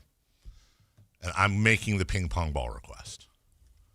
Now, my guess is it's going to be a hard no, because if I got the ping pong ball, if the Kings won the lottery and I got the ping pong ball, well, then everybody's going to want their ping pong ball. And then why would I get the ping pong ball? Why wouldn't the team get the ping pong ball? Well, you asked for it. I know, but then it's like, why would I get the ping pong ball? Why wouldn't they give it to the Kings so that the Kings could display it or whatever? You know, I get that. I think my best case scenario is I get the ping pong ball, but I'm not allowed to say anything. And then if asked, they'll deny it and say I just went and got a ping pong ball with a number on it. Which, by the way, if I'm the Kings, I probably put something like that in the team store. That's got to be really simple. Just a replica ping pong ball that they got the number 1 pick. $17.50.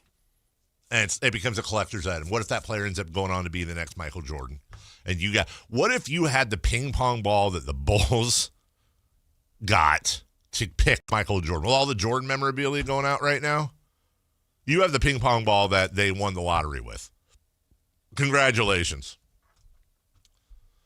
I know it's a number sequence, whatever the equivalent is. Yeah, it's something weird where they draw 4 balls, and then it's like there's 1,001 options, and then it's all coded, and then whatever if it's like 4, 6, 2, 4, then they go to the chart, or whatever it is, and then it's like each team. And when you have 14%, they have 140 possibilities for the Kings out of the 1,000, and it's weird. Honestly, it's like that's why I wish they would show it. I think it's probably a little bit weird to do, but they could. I wish they'd show it. Yeah, I don't know why they wouldn't. And that's back when we were talking about like flattening the odds. I still think personally, I don't love this idea, but the best thing for television is to have 14 ping pong balls. Yes, and literally draw them that's out. It. We're starting with 14. Golden State Warriors, the 14th pick. Yes, and there's no mystery. You see the ball. There's no tricks. And it's made for TV, and you get it right down to here's 3, 2. Now everybody would have the same odds. And you go and that first ping pong ball that came out, that's the number 1 pick? No, I'd say it's 14. Oh. I think you do it the other way, right? So you don't want your ball picked. No. I mean, unless you do it, do you go 1 to 14? How would you do it? Don't you leave the drama for the end? How would I do it? Yeah. I'll tell you exactly how I do it. Whenever the Kings get picked, that's either first. I got 2 words for you, dude. Huh. Well, okay, I got 1 word and 3 letters for you. Not in that order, though. Okay. NBA, Plinko. You have a Plinko board, like at Price is Right, and you just simply, you go, every ping pong ball starts in the middle, and whoever has the best odds, they're the first ping pong ball, and then until all the slots are filled. Now, the only problem with this is you will get repeats. Well, what if you just left the ping pong balls in the spot? So you have 14 little slots, and then if it hits a ping pong ball that's already in the slot, it like rolls over.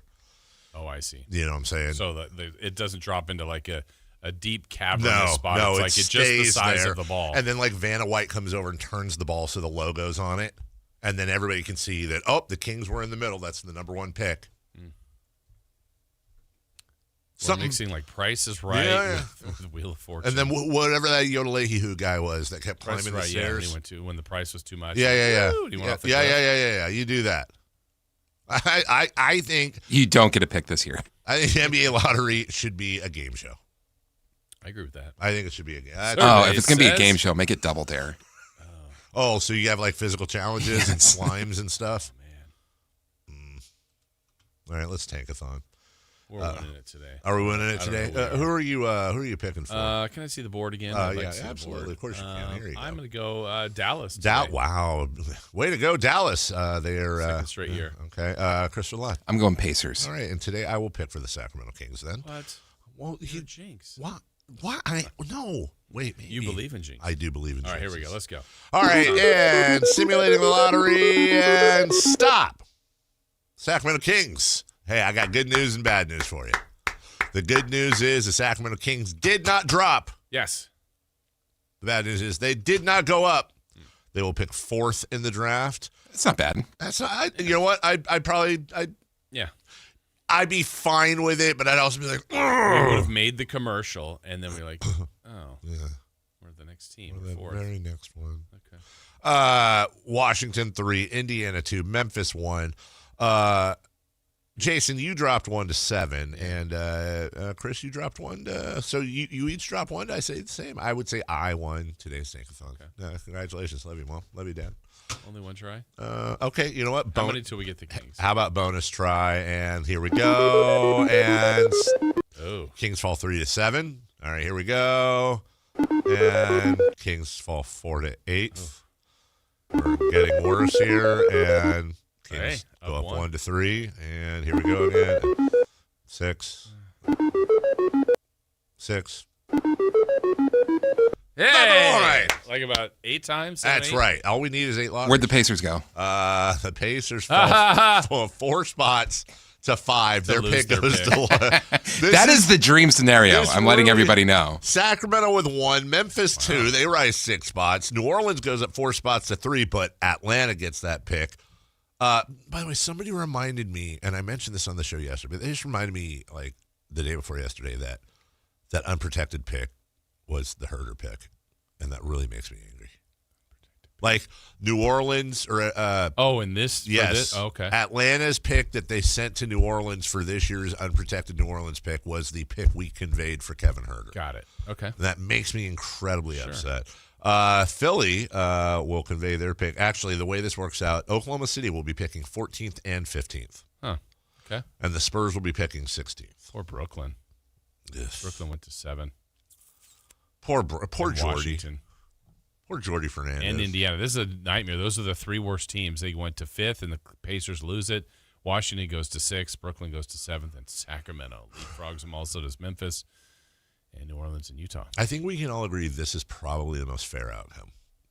I'd sign up for this one. It's rewarding the Kings for ethical tanking. It's punishing Indiana, Washington, Brooklyn. If you could pick it, this is pretty close to what you'd pick, huh? I'd maybe not reward another Western team.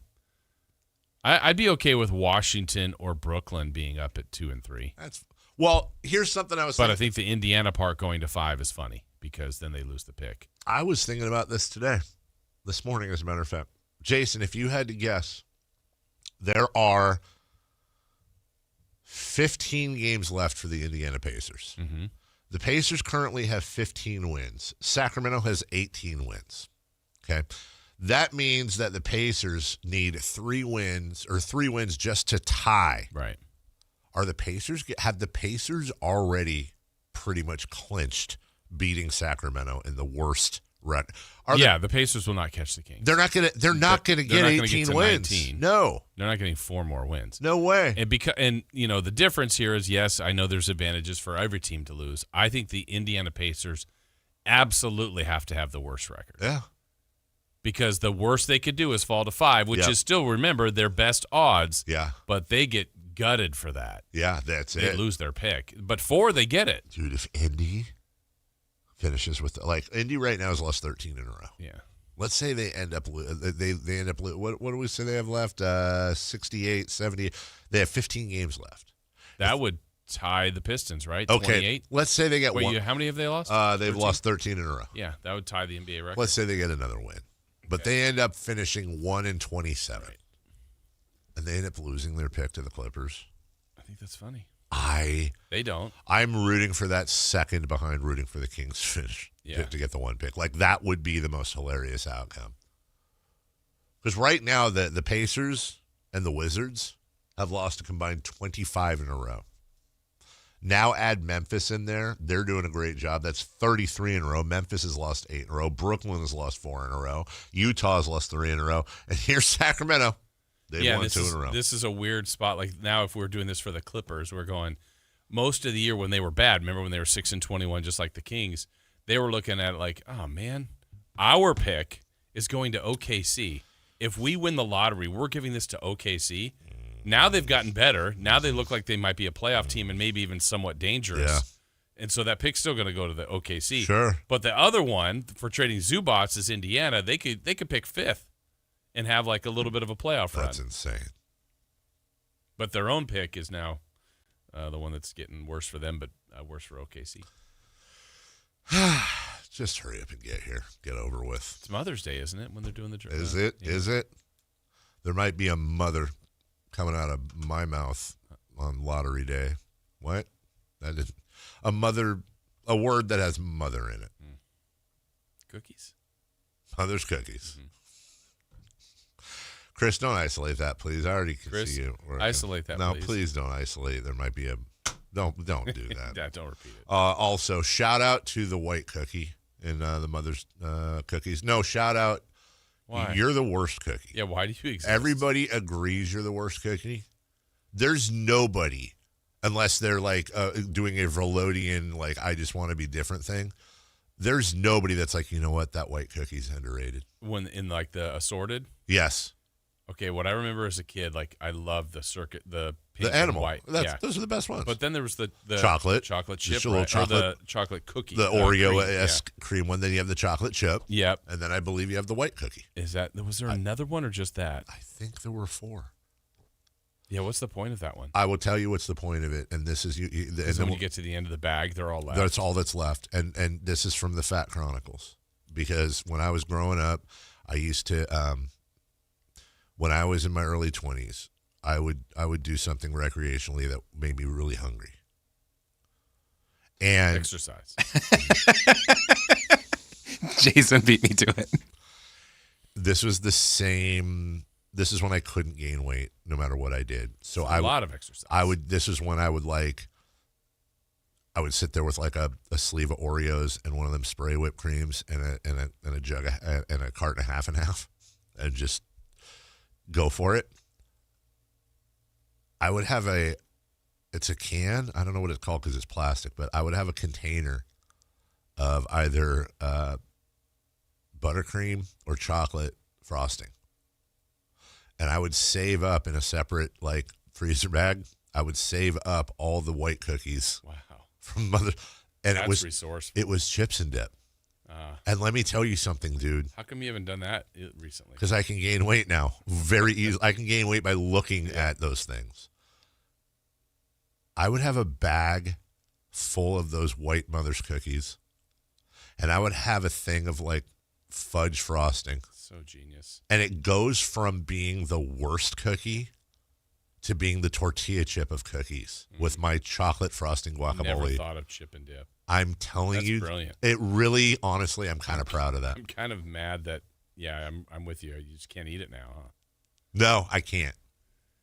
There will come a time when I'm old enough where I'm just like, I don't care. Yeah, I'm dying. Yeah, I'm doing this. I'm going for it. I'm going back to the 90s. You can't stop me.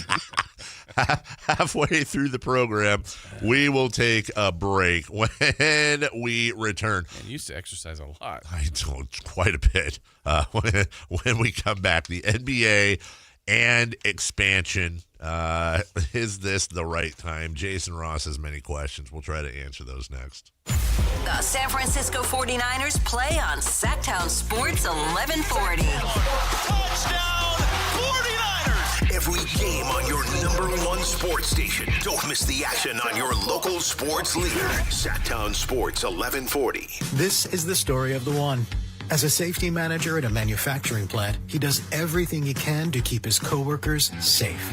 From finding ways to reduce risks to keeping safety supplies in stock.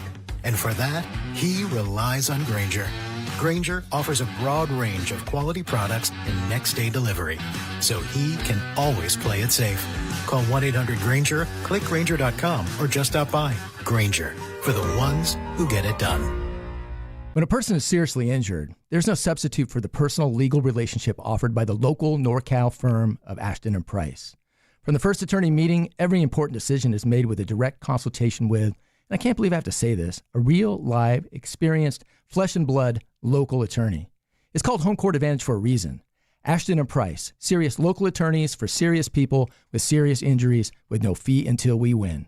For the best local advice, don't think twice. Call Ashton and Price. Running a business takes grit, vision, and a partner who believes in your success as much as you do. At Valley Strong Credit Union, business banking is built around you. The entrepreneurs, the growers, the dreamers powering our community. Whether you need flexible checking, faster payments, or financing to take your next big step, Valley Strong brings local expertise and real relationships to every stage of your business. Because when local businesses thrive, the whole valley grows stronger. Valley Strong Credit Union. Grow your business. Grow your future. ValleyStrong.com/business. What's up, everybody? We're talking to Chad Hoblet of Hoblet Dodge Chrysler Jeep Ram in Woodland. Chad, tell us what's going on for the Declaration of Deals sales event. There's nothing more American than a Jeep, and with the Declaration of Deals, now is the time to get your hands on the ultimate factory-certified off-road machine, the new 2026 Jeep Wrangler Rubicon. When you save up to $6,500 off MSRP.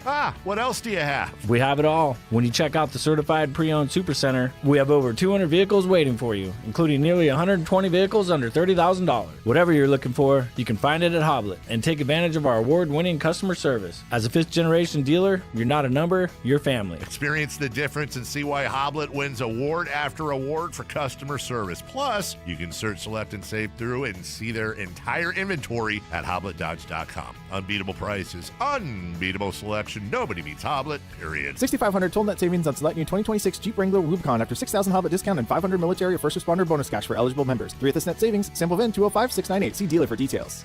KHD HD1 Sacramento, KYMX HD3 Sacramento. From the Power Business Technology Toshiba Studios. This is Sactown Sports 1140. The Carmichael Dave Show. He's on the microphone when he's not on the microphone. He's playing a song, and when he's not playing a song, he's on the microphone, and then boom. With Jason Ross. No, he didn't. Yes, he did. Call or text at 916-339-1140. It's the Carmichael Dave Show with Jason Ross on Sactown Sports. Welcome back, Connor. Carmichael Dave, Jason Ross, Chris for live. I'm trying to look for something to watch on TV when I get home, try to take a nap. But the problem is I can only watch old stuff because if it's new stuff, then I won't fall asleep because I'm into it. So you have the conversation with your daughter coming up? I 100% have that conversation. I do have that conversation with my daughter coming up, as a matter of fact. It's 8 a.m. There's no way. She tends to stay awake. Since she's been back, I think her average bedtime has been about 2 a.m. And you're calling her? Yeah. First off, she doesn't need to be up till 2 a.m. Secondly, we stopped watching Inception last night at 9 p.m. because she was tired. You're supposed to dream. I guess. I started watching... Your call has been forwarded. I started watching LBJ. Nice. Boy, I put the pronunciation on that wrong. LBJ last night. It's the first time it's been pronounced like that. Which stands for Lyndon Baines Johnson. Oh. LBJ. I heard it differently. With Woody Harrelson. And Jennifer Jason Leigh. And I don't know. I haven't gotten to the Kennedy part yet where they Dallas, where they, that part. Wait, Woody Harrelson plays LBJ. Really? Oh, yeah. I'm surprised you haven't seen it. And he is made up, and the voice and the whole thing. Is it a comedy? Do they have the... yes. Did they have the scene with him getting his pants tailored? As a matter of fact, that's in the first 20 minutes when he's he's the Senate Majority Leader, and he's trying to whip a vote here and there. He's got a room full of senators and stuff, and he goes, hold on. And then he gets on the phone with his tailor, and he's like, well, I'm rather well endowed, so if you could let the buttons out in here, because it goes all the way back to my bunghole, which is a real conversation that was recorded. It is. And Woody's pulling that one off right at the very beginning of the movie. Woody Harrelson plays it. Oh, yeah. Anyways, I was not impressed with their performance yet, but we'll see. Seemed like an Oscar grab for Woody Harrelson that did. I finally watched the Oscars last night. Oh, did you enjoy it? Yeah, especially on Fast. Some of the things. We just fast forward through. Yeah, that's what we did. Conan was good. Huh? Conan was good. I haven't watched. We just watched on YouTube. We watched we had to go back and watch some of the presentations, and they don't put commercials in front of them, so it's actually kind of cool. It just says, and the nominees are, and the winner is, and then the speech, and then it ends. So I haven't seen it. Cougs. Cougs. Stinger's up. Big stinger. I have, Chris, I just want to make sure. I have 2 sheets here. They look exactly the same. Which giveaway am I doing right now? Okay, good. And are we doing the other giveaway later? Because it looks like we have 2 things to give away. Yes. Okay, so when do you want to do that one? 9 a.m.? So coming up at 9 a.m., we're going to give you tickets to go see Brian Regan at Hard Rock Live, Sacramento. That's Friday, March. That's this Friday. It is. He's hilarious. That's this Friday. We'll give you a chance to win there. But right now, Rivercats opening night is very simple. Text the code word to 916-339-1140. Right now, also at noon and at 4, all 3 shows will be giving you code words to win a pair of tickets to opening night, March 27th. That's 10 days from today. Here you go. Today's code word is, in the immortal words of Chuck D from Public Enemy, today's code word is base. Base. How do you spell that one? Thank you, Jason. B-A-S-E. Not bass as in bass. Yeah. Base. Yeah. Base. How low can you go? this the right time for expansion? And I don't mean like of the waistline. I'm talking NBA. I should be more specific. I guess it's as good as any for the league. I mean, there's a lot of different arguments to be made that the league is actually doing very well. I mean, they had a new major television deal or multi-platform deal, right? Yeah. With the different partners they have. That's good. I think there's a lot of good players.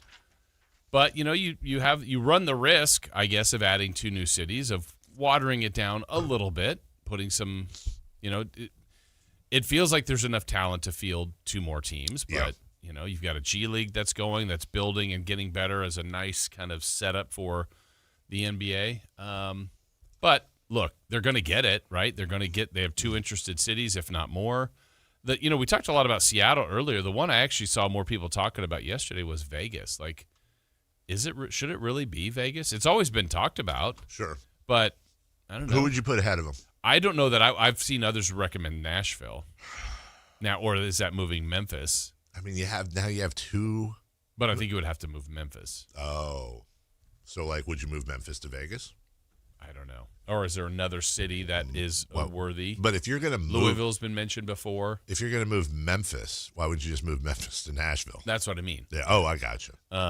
But I don't know what other cities would be prime candidates, but these 2 make the most sense to me. I think so. I mean, you've got Louisville has often been in the conversation. Kansas City has sometimes been in the conversation. Could Vancouver come back? Vancouver coming back, which is weird. I don't know. They didn't. I know every NBA media member watched Vancouver, but Mexico City was a thought. But my God, you think it's tough to play in Denver? Right. It's probably the right 2. I think it is. Yeah. I do. Seattle for sure. Yeah. And then the other part, I think it begs the question, scheduling, right? I think the league is still going to have you play the other now 16 teams home and away. Mm-hmm. So that's 32 games you're obligated to. Do you think it's time to get rid of divisions? Please, for the love of God, yes. I hate divisions. Okay. I hate them. Now, so just conferences. I saw this thing this morning that was talking about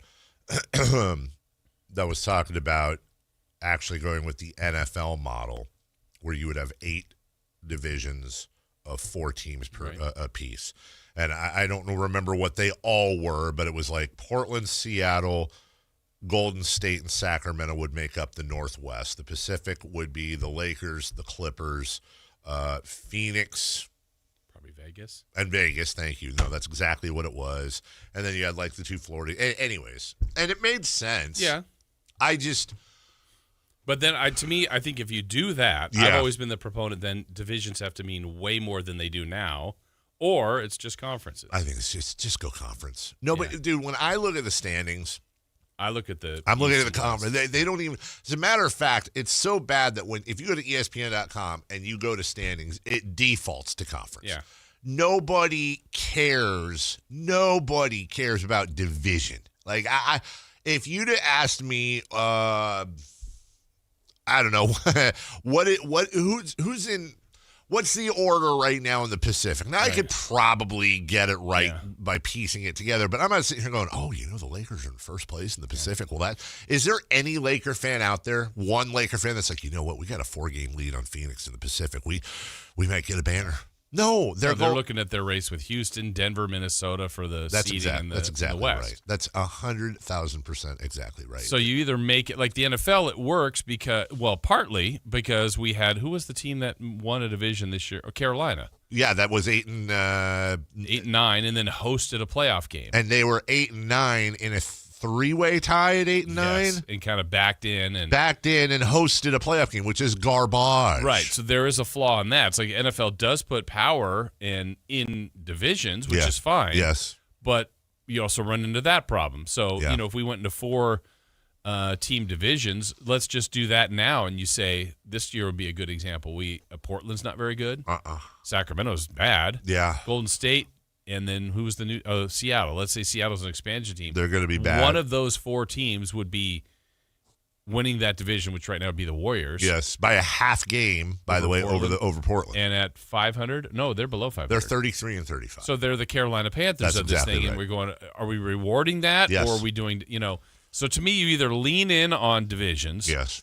Or conferences, which right now they're leaning in on conferences. So why are we making divisions? I have yet to have somebody give me a logical and cogent argument on divisions. Here's let's just go with what you're talking about. Not only would Golden State be in first place at 33 and 35, but they would also be in a division that has all below 5. In this scenario, every team would be below 500. Assuming Seattle would be, as an expansion team. They're also going to schedule weight almost certainly based on divisions. So now you have a team that not only is below 500, but is below 500 on a schedule where they have predominantly played below 500 teams in their own division, and you're rewarding them. And I don't have it in front of me. Let me just see. I believe Boston, New York, Cleveland, and then Brooklyn probably, or Washington would be the East or whatever that. Okay, so now you have Boston and New York at 45 and 23 and 44 and 25. And then you have Brooklyn, which is terrible at 17 and 51. Who was the other one we put in there? I don't even know. It could be Philly or Toronto or something. Okay, fine. Let's say it's Toronto, 38 and 29. Like now you have two amazing teams. Right. 3 of the 4 above 500, and one of those is, and then the other one has to be the wild card, whatever. It's just, I hate it. I hate it in the NFL. I think it's incredibly stupid. And to be honest with you, and I know this won't happen, but to be honest with you, I would rather, because the schedule is, I wouldn't say balanced, but because of the way air travel is, because of the way hotels and all that are right now, if it's me, I do away with conferences. And I know that's super controversial, but for me, I don't care. Well, could this also lead into another, and I'm just thinking this out loud, so I didn't really formulate this too more strong, but could this be another way to help alleviate tanking? I guess what I'm getting at is if we're doing, I'm still thinking conferences here, and I'm assuming the 2 new teams are in and you're going to play the East. We're talking about Sacramento here, playing the East 16 times at home, 16 on the road. There's your 32 games. So now you have 50 left. Could the league do something where they backload the schedule based on standings? So at the end, let's take this year, for example. I know the expansion teams aren't there, but right now if Sacramento had a bunch of games left with Utah, these aren't great games. Yeah. New Orleans, where Indiana, Brooklyn, Washington's all playing. Yeah, like the tanking teams, the bottom teams are like someone's going to win. Sure. Now, I'm not offering you the best games late in the year, but it's like, I don't know, maybe this isn't a great plan. I'm just trying to think of something that gives you like a weighted schedule at the end. Like, let's get our best matchups at the end at the top of the leagues, but also at the bottom to guarantee some wins for some of those teams that may be trying to lose. Like flex scheduling I'm trying to go with you. I'm just throwing this in there. there. I'm trying to go with you here. So could you flex the NBA schedule like after 60 games? I don't know why you couldn't. Now everyone would go travel, but they did it with the Cup. Yeah. Like, teams don't know. They add remember the 2 games they add to everybody's schedule. Yeah. That's like a week before. You have to, the Kings are, remember who they get? Denver and Minnesota again or something. And they had to go all the way to Minnesota. They didn't have those hotels booked. It'd have to be a situation where you guarantee every team has to have 41 home games. Yeah, maybe you do it at the All-Star break. Yeah. So it's like, hey, the league's got a week off. Here's the last month of the schedule. I don't know. Maybe that's a stretch, but I know they're looking at ways to alleviate the tanking part. I don't know if that makes the most sense, but I'm with you on the divisions. To me, I'm either all in on it or just ignore it. It's funny. I'm just looking at if you did league without even conferences right now. Oklahoma City would be the 1 seed. The Spurs would be the 2 seed. Yeah. Followed by the Pistons and Celtics. If you went, let's just say for the sake of argument, you just go 1 through 16, you don't do play-in anymore. The Sixers would be the 16th seed at 37 and 31. The Sixers and Hawks are tied at 37 and 31. So who doesn't make it? The Clippers are the odd man out at 34 and 34. 500, you don't deserve it. That's exactly right. But I'm with you. You don't deserve it. And as it stands right now, you're going to have one of the Hawks and Sixers. That's going to be playing stuff, for a team that is, these teams are, in both cases, 3 games right now ahead of the Clippers. So you'd have the Sixers playing the Thunder. Ooh, big road trip. The Spurs would play the Hawks. The Pistons would play the Heat. The Celtics would play the Raptors. The Knicks would play the Magic. The Lakers would play the Suns. The Rockets would play the Timberwolves. And then Cavs and Nuggets would be the awkward one there. And I that's the thing. Like, what if the Thunder and the Spurs are the 2 best teams in the league? Now you don't have to worry about that. You don't have to worry about one of them not. We always say this conference finals is the real finals. No, it's not. And in that scenario, I was doing the math there. Yeah, there's 9 East and 7 West. Yeah, well, that's pretty. There are 9 better teams in the East. Honestly, I would have guessed. I would have guessed 9 West, 7 East if you'd asked me before. Yeah, I don't know. I just don't think that this is the time to do this. Yes, right. If you're adding 2 new teams, yes. You're thinking about moving a team. What's the talk still? Memphis or Minnesota to the East. Yeah. To do divisions, to redo the scheduling. Steve Kerr's talked about we're playing too many games. Well, they're probably not going to cut games, but Can you do this differently? Thinking of the 32 teams, can you make a bracket instead of the cup or make it part of the cup? Like this, I think this is the time for the league to really look at all of these things. I would imagine that there's going to be at least 1 or 2 fairly major changes that come in with expansions. A new dawn. Yeah. There's going to be some conversation with that. And you're going to have effectively a little bit of a realignment. So it gives them a chance to kind of – it sounds like, what is it? Is it Memphis that's going to the East? I read it. I think it's the logical choice. Them or Minnesota, right? Yeah. And I think it's just so – much cleaner. The Broncos are trading for Jalen Waddle of Miami. Denver will receive Waddle and the Dolphins' 4th-round pick. Miami gets the Broncos' 1st-rounder, which is 30th overall, along with their late 3rd and 4th-round picks in this year's draft. Interesting. Wow. That's, jeez. Go for it, Broncos. I mean, absolutely. I like Jalen Waddle. I think that'll be interesting. Yeah. All right. I don't know about diluting the product. I mean, this year, especially with such a good draft, but it's just when you start to talk about, well, let's do this, for example. It's the wrong time to do it. I know it's not here yet, but if this year's Kings roster, the way it's constructed right now, and they did expansion, I think if I remember right, Dave, and I could have this wrong, I think they were able to protect 8. Yeah, I think that's what I am. Is that hearing. number? It's does that 8. feel it's 8 right as well? Yeah. It is 8. Well, what would you do? I'm looking right now. And honestly, I don't remember the rules. It would make sense to me if you throw out the free agents.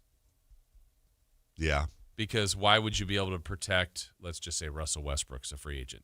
Well, he is. I don't know why the Kings would be able to protect him if he's going to become a free agent anyway.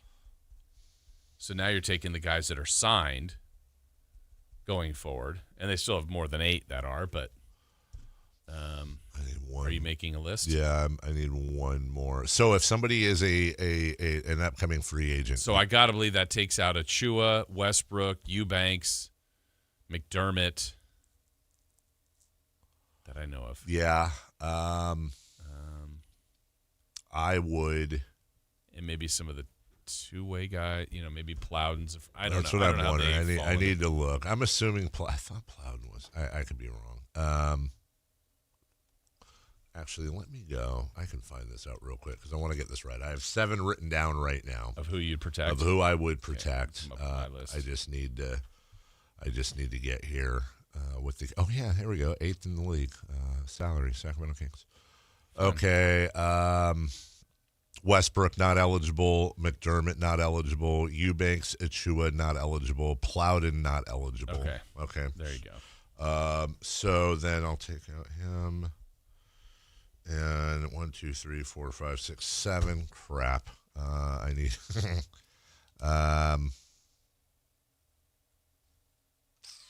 Jesus. Can you? I think it's only 8. I think. I'm just wondering if you could say, we're just going to protect 7. Like, I wonder if that's even an option. Let's say it's not, then. Okay, well, then I'll throw this in just because.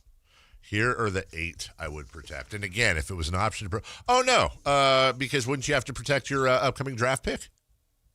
Well, we're doing this yeah. Okay. I mean, I think I don't know the order of it. It's probably I'm assuming they're going to be in the draft. Yeah, and then you have the lottery, and then you have the. So I think you would have to give them their roster pick because don't they want to know? Do they do the expansion draft first and then I don't the know. actual I can't draft? remember. Okay, well, let's just for the sake of argument, you're right. Okay, so I'm not counting the lottery. We're not counting the lottery pick. So let's see how many. If I say a name, you say whether or not you protect. All right, hang on. I got to pare down my list. Okay, by 2 here. You guys see, you had to pare yours I down. wrote down. I had to add one. Yeah. Because I was thinking, let's see.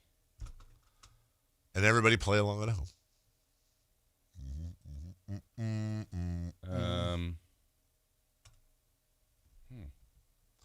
Well, I will start with one I know I'm sure we both have. Okay. The 3 I'm fairly positive we both have. Okay. Keegan Murray, Max Reno, Neat Clifford. Keegan Murray, Max Reno, Neat Clifford. Correct. By the way, I understand there's going to be some people out there that say, do you protect Keegan Murray? And that's a pure contract situation. I would protect him. Yeah, absolutely I would. I would protect Dylan Cardwell. Okay, I have him. I would protect Killian Hayes. I would not. I would protect Devin Carter. I would not. I would protect Isaiah Stevens. I would not. Wow, you're doing all young guys. And I would protect because I have to, Malik Monk. Okay.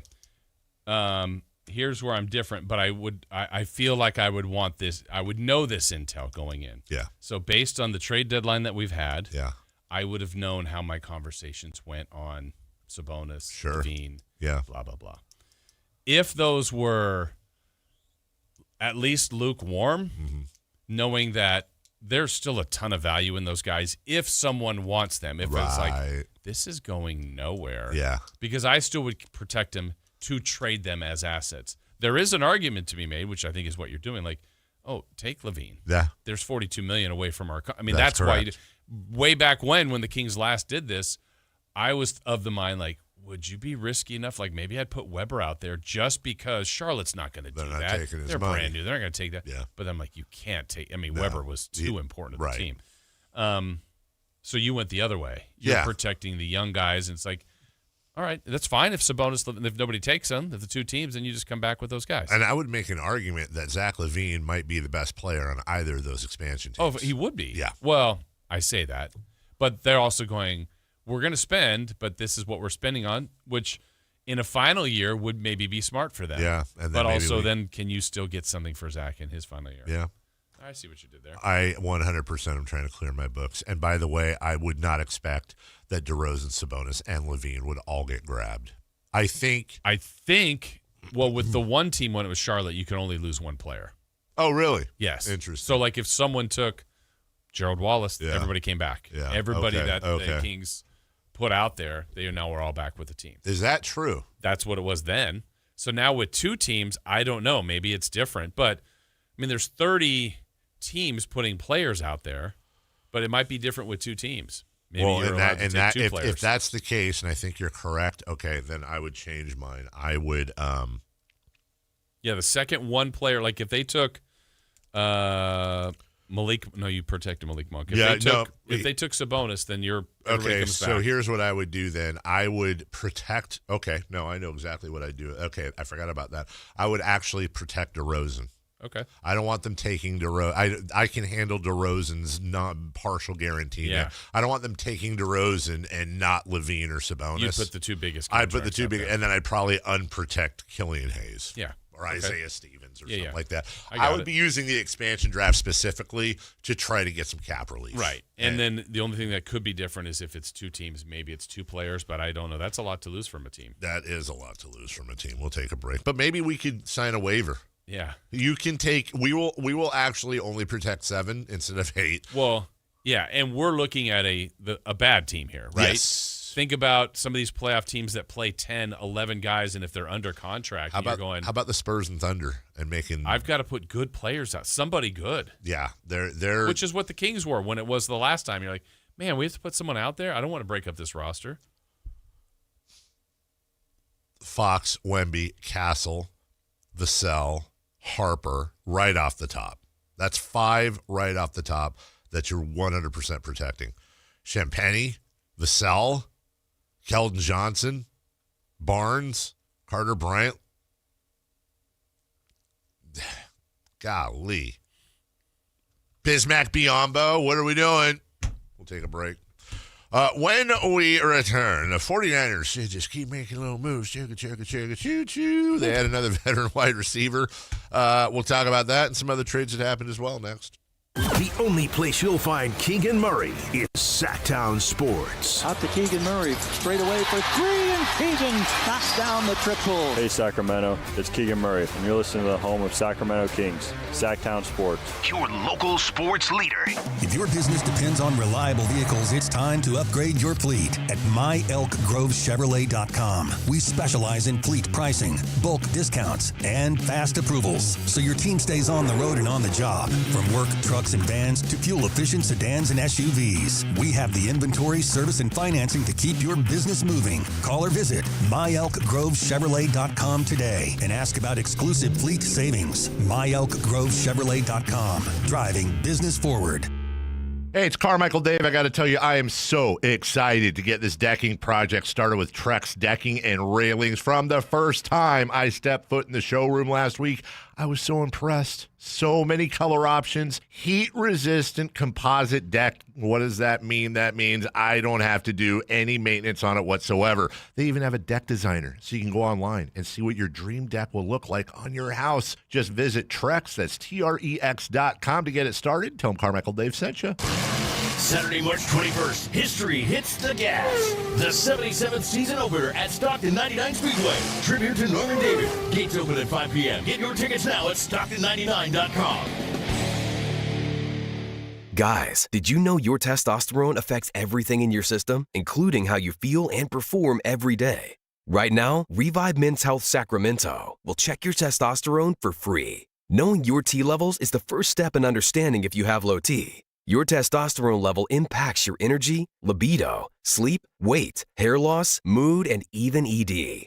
Maintaining an appropriate T level can change your whole life. Most men start to see changes in their hormone levels in their 30s. Experience and results matter. So what are you waiting for? Get your T levels checked today by local, experienced, and trusted men's health experts. They've helped thousands of men since 2011. They're so confident they can help you, they even guarantee it. Call Revive today and schedule your free testosterone test, free exam, and free consultation. Call Revive Men's Health at 916-277-8599. That's 916-277-8599. Or visit ReviveMen'sHealth.com. Card collectors know there's nothing as special as a rare one-of-one card. And now you can hear a very rare one-of-a-kind sports card show right here on Sactown Sports. Whitey Gleason here inviting you to join me and Mr. True Sports Cards himself, Imran Pilati, for the True Sports Card Show every Saturday morning at 10 on Sactown Sports. It's the only sports card radio show in the nation. For all your hobby needs, get to True Sports Cards, 6661 Stanford Ranch Road in Rockland. And for hobby, insight, and fun, join us for the True Sports Card Show Saturday mornings at 10 on Sactown Sports. Country in the Park is back. May 8th and 9th at Cal Expo. Miranda Lambert, John Party, Chris Young, Turnpike Troubadours, Dylan Scott, and more. Line dancing, mechanical bulls, and food trucks. Make it a lucky night out of live country music and dancing for your crew. Tickets start at only $68. Country in the Park, May 8th and 9th at Cal Expo with Residents in Cal Expo and Gornick Academy. More info at CITBfest.com.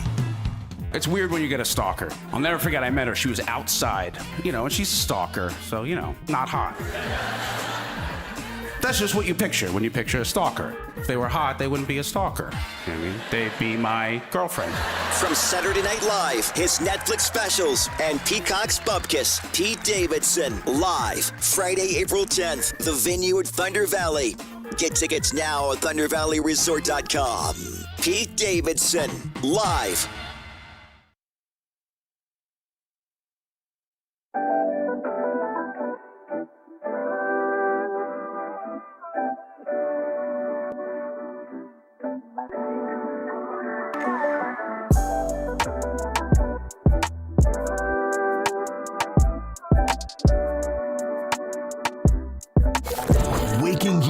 with the best in local sports. They just make it interesting, you know? It's the Carmichael Dave Show with Jason Ross On Sactown Sports. Hello to the YouTube chat, which I slipped over and saw somebody call the Bulls dumpster juice. Okay. Sure. Hello, Mitch. Mitch. Hey. Mitch. How you doing? What's going on? Yeah. Carmichael, Jason, thanks for taking my call. Better than Of my course, money. Chris, too. Yeah. I guess. With our football teams, I still consider Raiders a Bay Area team. It's not that far. I'd love to see both of them draft running back first 2 rounds, especially the 49ers. That backup for Jeremiah Love, he's a first-round talent. Maybe we'll fall the first. You want to see the Raiders draft a running back? Well, in the later rounds, much later. But the 49ers should grab the backup to Jeremiah Love. I think, I got this. I'm hearing it back. Hello? Yeah. I thought you were still talking, Mitch. Yeah, go ahead. I got this thing. Anyway, so far both teams have done well in this free agency. In the draft, Raiders got 12 picks. How many do the 49ers have? I don't know exactly how many picks they have, but they got quite. They're gonna. Yeah, they got a few. Yeah. Running and backs. I'd love to see him sign Joey Bosa. That's the rumor. Yeah, that's what it sounds like. That's going to happen, Mitch. Thank you for the call. That's the strong rumor. But what's not a rumor, what's fact, is they have all day. I'm going to do it. They have signed Christian Kirk. I'm going to do it. It's going to happen. Captain. Something like that. Yes, Chris, it's going to happen, and I'm desperately trying not to. The 49ers have signed Christian Kirk to their wide receiver core. They now add Mike Evans and Christian Kirk in there to go with Ricky Pearsall, George Kittle hopefully back and healthy. Isn't Jennings still a free agent? Juwan Jennings is still a free agent. And not getting a ton of, well, who knows? Maybe he has 17 offers. He's weighing them, but he hasn't signed anywhere yet. And then there's Brandon Ayuk. Brandon Ayuking. Yeah. I don't know what the hell is going on with that. And I don't even know who to root for. I mean, I'm rooting for the Niners. But I'm hearing it's just a bizarre story. It really is. And my thing is this, the whole cut the guy. Okay, cool. If they cut him, then can they I'm with you on cutting him as long as he agrees that the Niners don't owe him any money and he can go wherever he wants. But cut him and take a giant cap hit so that he can go play for somebody else and magically do great? No. Right. And I mean, honestly, I kind of love the idea of you play for us or we're just going to hold on to your contract. You just sit out for another 2-3 years and not play and we'll pay you and whatever, dude. There's your career. It's just dumb. On one hand, I wish contracts in the NFL were guaranteed. I do. I think much like baseball and basketball, except football is far more dangerous. But on the other side, too, I'm a big fan of you signed the contract, dude. You're getting paid a ton of money to play football while the rest of us out here, clip coupons and stuff. Right. Work it out. And look, if it's something crazy egregious, of course, then we can always go to extremes. If it's just, I don't like the way they talk to me or they didn't do the thing or what, then, bro, you're getting $30 million a year to play football. Go play. Mm-hmm. Just go play. And that's not a shut up and play football, shut up and dribble thing. That's you signed the contract 20 minutes ago. You went out and you got hurt. And the Niners still paid you every penny you were owed for the time you were hurt, as they should, by the way. Right. And now you're no, dude, if you're healthy, go out and play. To which, of course, you could do the thing where you're healthy and you go out there and, I missed the pass, sorry. Mm-hmm. You could be Randy Moss with the Raiders type of thing, which is crappier. I don't know, man. I have a real hard time feeling bad for Brandon Ayuk in this. Yeah, I don't either. I also don't have all the info. True, but it just seems like it's a real big mystery that the way this whole thing is played out, his talent versus the way he's acted. It just, to me, he's never seemed like he wanted to be there for the last couple of years. Yeah, but guess what? Signed the deal. Yeah. Happily. Right. Did the press conference. And the other part of it is this regime, John Lynch, Kyle Shanahan, everything else. I don't hear a ton. It would help a little bit if I heard of, a few players that had left or whatever. And I'm like, yeah, I just don't. These guys aren't great. You don't hear that. You don't hear that. Yeah. You don't hear that at all. People that have left the Niners, like, yeah, great organization, love playing with all of them. Kyle and John are great, and blah blah blah blah blah, and Jed and ownership on that. Like they have a good reputation. So that's another strike for me against Ayuk when I don't have all the info, because I'm going, well, why is it you? It's like if somebody came up to me, I've said this before, and you know this. If somebody came up to me on the street and was like, I really love your show. Jason, though, he seems like a D-bag. I don't like him. There's something wrong with him. Then I'm looking at this person, I'm going, what's wrong with you? Like, what is, if somebody came up to me and they're like, I bumped into Gary Gerald in the store. Right. And he was so rude. I'd be like, That was yeah. not Gary. I tried stealing a Milky Way. Yeah. I don't think that's how it happened, and now I have an issue with you. Yeah. In the meantime, the wide receiver core is as follows: Mike Evans, Ricky Pearsall, Christian Kirk. You've got Demarcus Robinson still there, Jordan Watkins, on and on and on. I'm sure, knowing John Lynch, there will be somebody in the draft that we add into there as well. But Evans, Pearsall, and Kirk, I'm going to call that trio the, if they're healthy, trio, because we're going to say that 50 times this year. Yeah. You told me I'm getting an average of 15 games out of the, if you added up all three of those players' games played and it came out to an average of 14 or 15, I'm like, that's going to be one of the better receiving cores in the NFL. Yeah, but they need to be there at the end. Those games at the end. Yes. And, like if they are, that's what happened to this team this year. They got hurt, and then hurt really at the worst time of the year too, where they either had season-ending injuries, long-term injuries, or guys that got hurt at the end that just really impacted their chance on winning. I think the thing with the Niners that is just so, it just is not great. They are old. Yes. They are, and these so moves old. aren't getting them younger. No. By the way, Christian Kirk. No. Christian Kirk will be 30 in November. He's young compared to Evans. Look, we're talking about, by the way, we're talking about football old. Right. We're not talking about life old. Sure. Okay, they're all incredibly young, life old. Mike Evans, 32. Christian McCaffrey will be 30 in June 7th. George Kittle will be 33 in October. Trent Williams will be 38 in July. That's ancient. I think Kyle Juszczyk's 70. Let me see. 34. Okay. He'll be 35 next month. That's a lot of aging, dude, on that offensive part of the ball. Now, you could also say, hey, they're going to be a high IQ team with plenty of experience, and that's fine. But you know what tends to happen when you get to the once you pass 29, basically, maybe even you could argue 28, depending on the position, generally you start to slow down.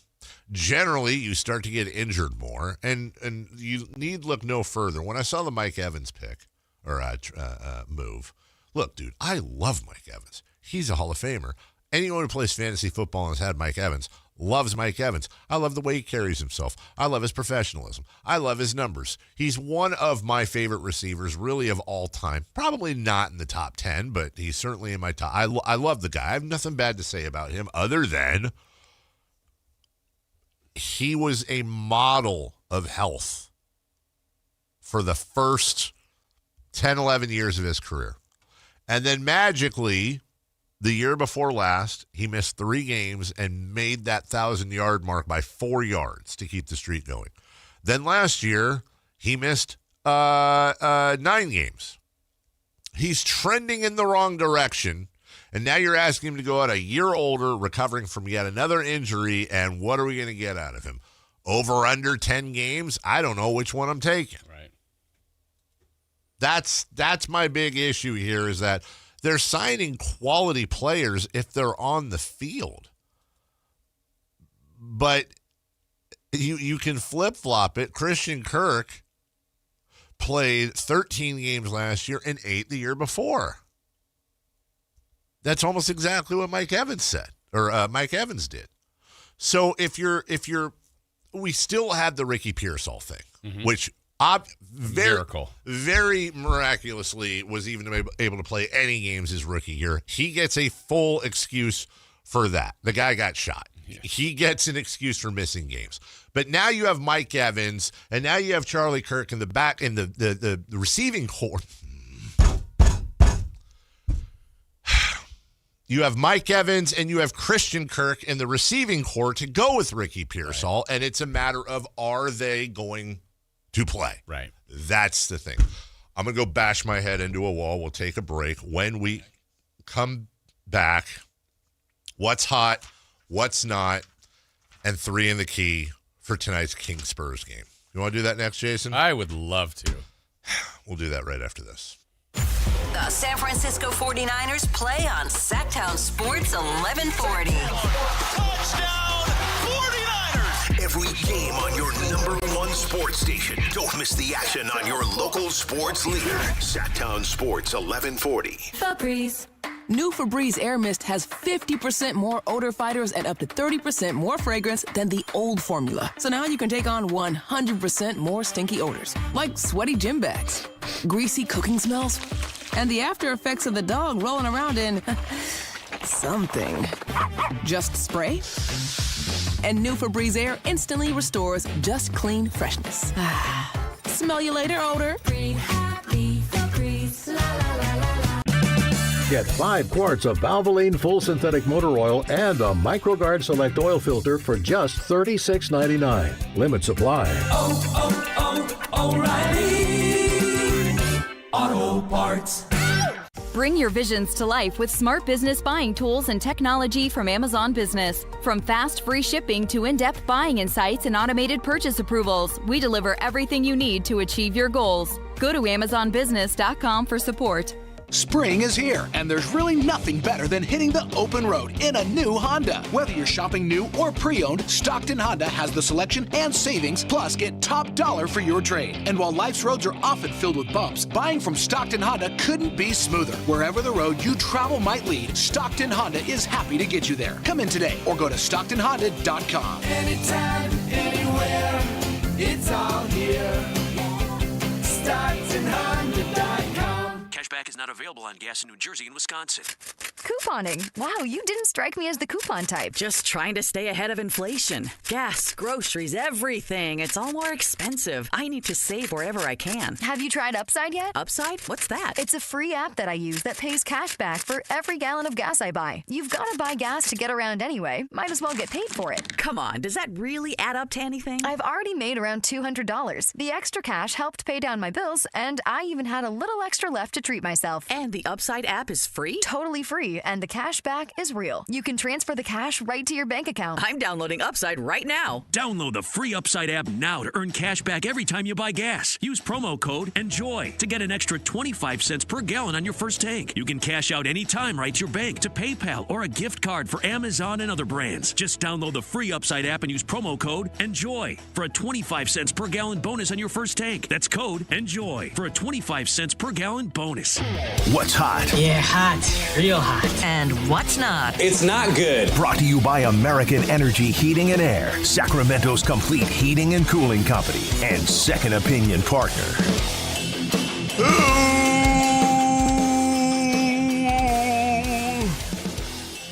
Who's hot? The Atlanta Hawks. Yeah, they are. They are the hottest team in the NBA. They're going up against another hot team, the Magic. Oh. But they beat them last night 124-112 at home. They are currently on a 10-game winning streak. That's a heater. If my aunt had wheels, she'd be a bicycle. Is that a thing? Yes. Okay. Why? Why would she? Why not a car? I guess you could say that. Why not a wagon? She had one. Are you talking about my aunt's wagon? Dude, what's wrong with you? Who's not? Let's go with the Pacers. Okay. They're in the same league as the same conference as the Hawks. That time that they've won 10 in a row, they have lost 13 in a row. Only 15 wins, 53 losses. And it would be hilarious if they did not get to keep their pick. I agree with I am a huge fan.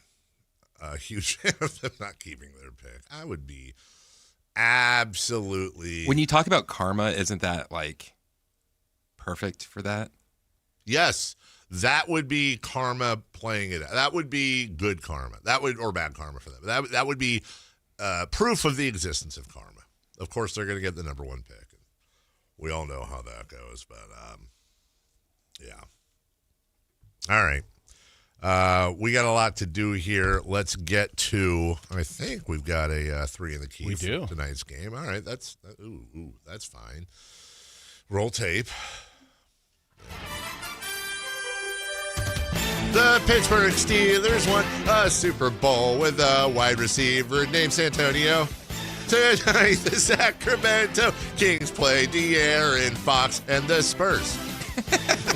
I mixed it up on you. You thought I was going for something else. You try rhyming San Antonio. Why, by the way, didn't somebody at this station refer to San Antonio Holmes as San Antonio Holmes? Why is that triggering a memory? Probably. I bet I said it once. Was it you? It might have been. I don't think so. Maybe it was a national guy. San Antonio Holmes. Somebody called, was it Jim Gray? Somebody called him San Antonio Holmes. I'll say it was Jim Gray. Some say it was him. Some say. Some say. First category today. First category. A couple of former Kings, De'Aaron Fox, Harrison Barnes. We want their point total. Fox and Barnes. Barnes. Fox. De'Aaron Fox will have 26. Harrison Barnes will have 11. I have 21 for Fox, 8 for Barnes.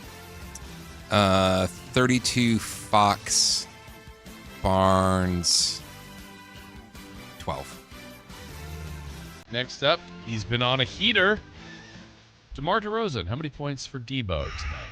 Well, he's playing a team that's trying to win for a change. Well, so are the Clippers. Yeah. That's not fair.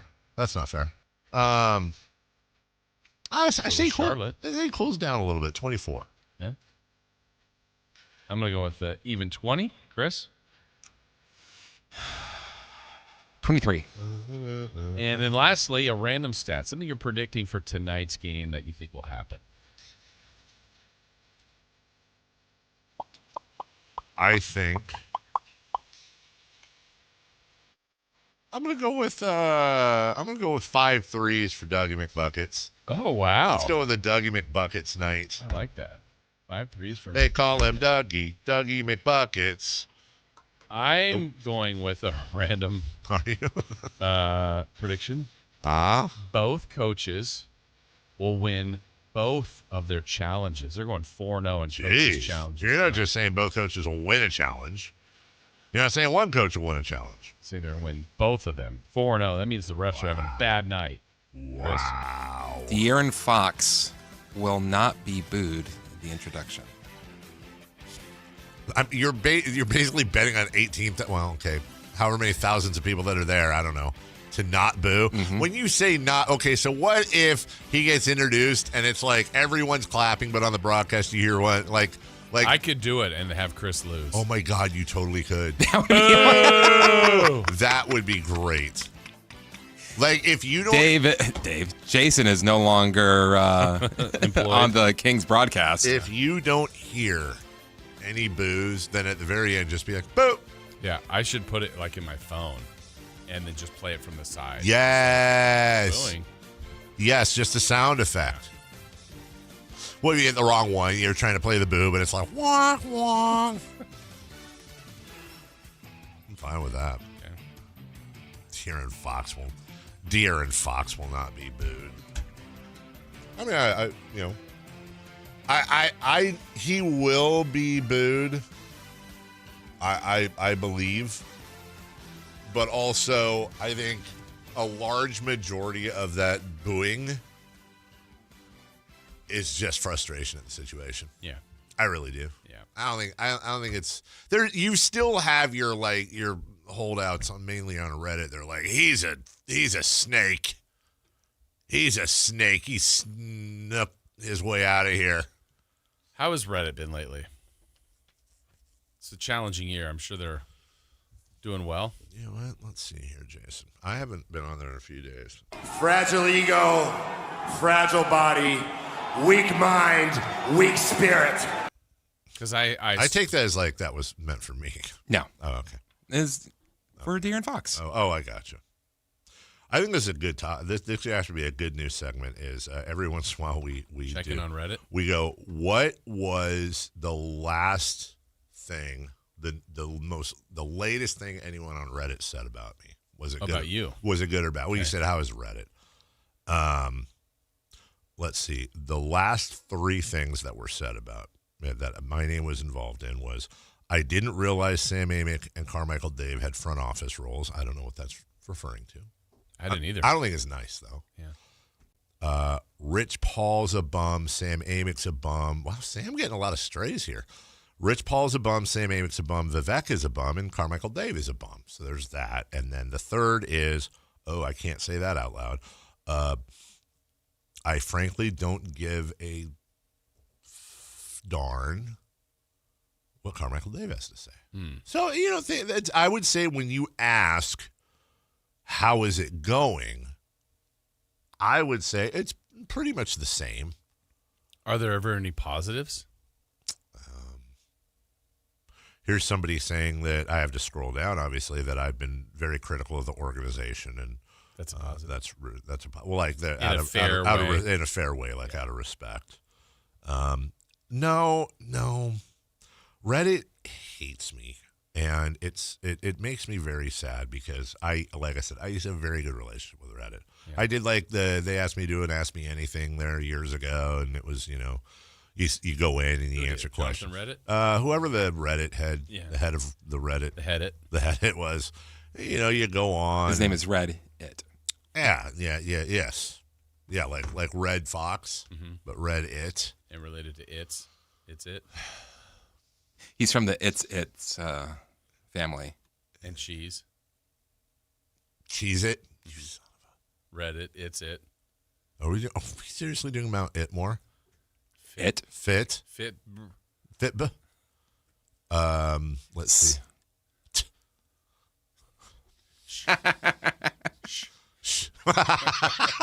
Why is this? Why is this funnier? It was. We're little kids. Now it sounds like that Sesame Street thing where you It. I can't believe that's an electric company. Was that an electric company? From the 916. Everyone in that stadium should boo Fox. He ain't worth the Supermax contract, and he talks trash about Sack. Not cool. Not our fault. Boo him. I don't think he's ever talked trash about Sack. Has he talked trash about Sack? I mean, first off, who cares whether or not he's worth I care. No, I'm saying whether or not he's worth the max contract. That's not our problem. Yeah. The Spurs gave him that. And who are we to tell the Spurs how to operate? Yeah. Who are we to tell the Spurs not to operate? That's like the guy with no feet being like, kick the ball that way. There's no point. And he needed a max contract so they could get Giannis. Ooh, so that would be the greatest offseason for me. What? The Spurs trade for Giannis using De'Aaron Fox, and the Pacers miss out on their first round pick. Why would the Spurs trading Fox for Giannis make you happy? Because he pushed to go to San Antonio. Oh, so you are on the boo Fox side. I'm not on the boo Fox side. That's just what happened. Some more submissions for the Rib. And Cousin It. That's a good one. Cousin It would definitely be. I mean, it's classic. Yeah. Classic It.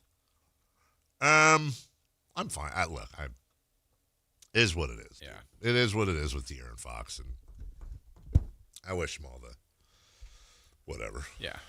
I will. What? Well, I wish him all the success because I would like for us to be better than them soon. Okay. I would like for us to be better than the Spurs while he's on the Spurs. But that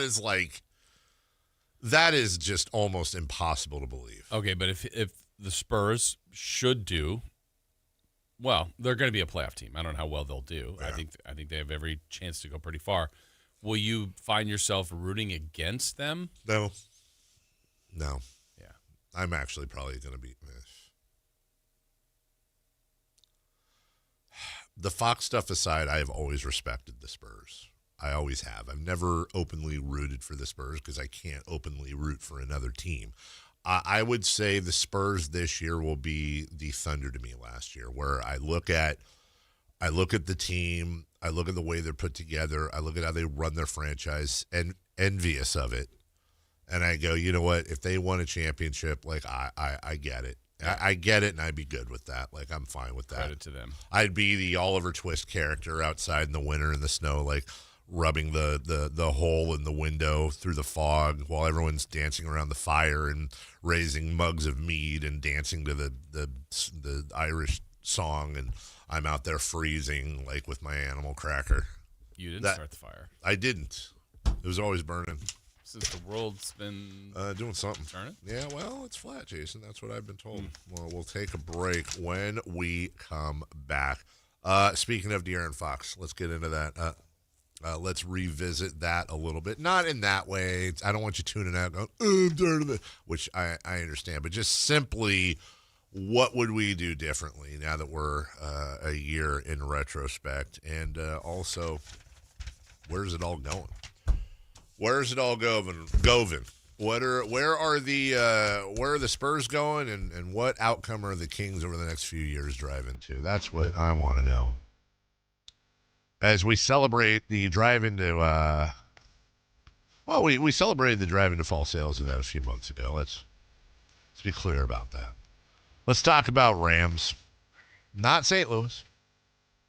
Let's talk about the Ram 1500 Laramie. Brand new 2026 for as low as $399 a month for 39 months. Is that MSRP? No. Is it a little above MSRP? No. It's $13,000 off MSRP on a brand new 2026 Ram truck. $399 a month feels like it can't be real. You're probably sitting there right now at your office, in your car, at home, and you're going, Dave, $399 a month, it's not real. Well, much like Betsy Ross, it is real. It's pretty impressive how Hoblet is able to find all the savings. Well, they're a fifth-generation family-owned dealer. They know what they're doing. They're trying to save you money, serve you, so that you'll come back. Oh, and you'll enjoy your experience. Search, select, and save through their whole inventory at HobletDodge.com. Unbeatable prices. Unbeatable selection. Nobody beats Hoblet, period. When we come back, final hour of the program. Got a lot to cover in the next segment, including what would you do differently in the Fox deal. Next. The Sacramento Kings play here. He's got the triple. Sacramento takes the lead. Get your Kings fix all season long right here on your home of the Sacramento Kings, Sactown Sports and SactownSports.com. This is the story of the one. As a safety manager at a manufacturing plant, he does everything he can to keep his coworkers safe. From finding ways to reduce risks to keeping safety supplies in stock. And for that, he relies on Grainger. Grainger offers a broad range of quality products and next-day delivery, so he can always play it safe. Call 1-800-GRAINGER, click Grainger.com, or just stop by. Grainger, for the ones who get it done. Injured and you're considering an LA law firm looking to charge you 45% to 50% in attorney's fees? That's overcharging. Ashton & Price has been around for over 25 years, and I can tell you no matter how complicated your injury case, you should never be charged 45% or 50% in attorney's fees ever. Direct, experienced, unrelenting, and honest local representation matters. It's called Home Court Advantage for a reason. Ashton & Price serious local attorneys for serious people with serious injuries. So for the best local advice, don't think twice. Call Ashton & Price. Your business moves fast. Your bank should keep up. At Valley Strong Credit Union, business banking is built for momentum with tools that help you manage cash flow, streamline payments, and fuel growth. Right now, there's never been a better time to switch. Open a new Valley Strong business account and get 3 months of business banking products and services free, up to $750 in value to power your next big move. Because when your business runs stronger, the whole Valley does too. Valley Strong Credit Union. Grow your business, grow your future at valleystrong.com/business. Guys, did you know your testosterone affects everything in your system, including how you feel and perform every day? Right now, Revive Men's Health Sacramento will check your testosterone for free. Knowing your T levels is the first step in understanding if you have low T. Your testosterone level impacts your energy, libido, sleep, weight, hair loss, mood, and even ED. Maintaining an appropriate T level can change your whole life. Most men start to see changes in their hormone levels in their 30s. Experience and results matter. So what are you waiting for? Get your T levels checked today by local, experienced, and trusted men's health experts. They've helped thousands of men since 2011. They're so confident they can help you, they even guarantee it. Call Revive today and schedule your free testosterone test, free exam, and free consultation. Call Revive Men's Health at 916-277-8599. That's 916-277-8599. Or visit revivemenshealth.com. KHTK-HD1 Sacramento, KYMX HD3 Sacramento. From the Power Business Technology Toshiba Studios. Sactown Sports 1140. The Carmichael Dave Show. He's on the microphone when he's not on the microphone. He's playing a song, and when he's not playing a song, he's on the microphone, and then boom. With Jason Ross. No, he didn't. Yes, he did. Call or text at 916-339-1140. It's the Carmichael Dave Show with Jason Ross on Sactown Sports.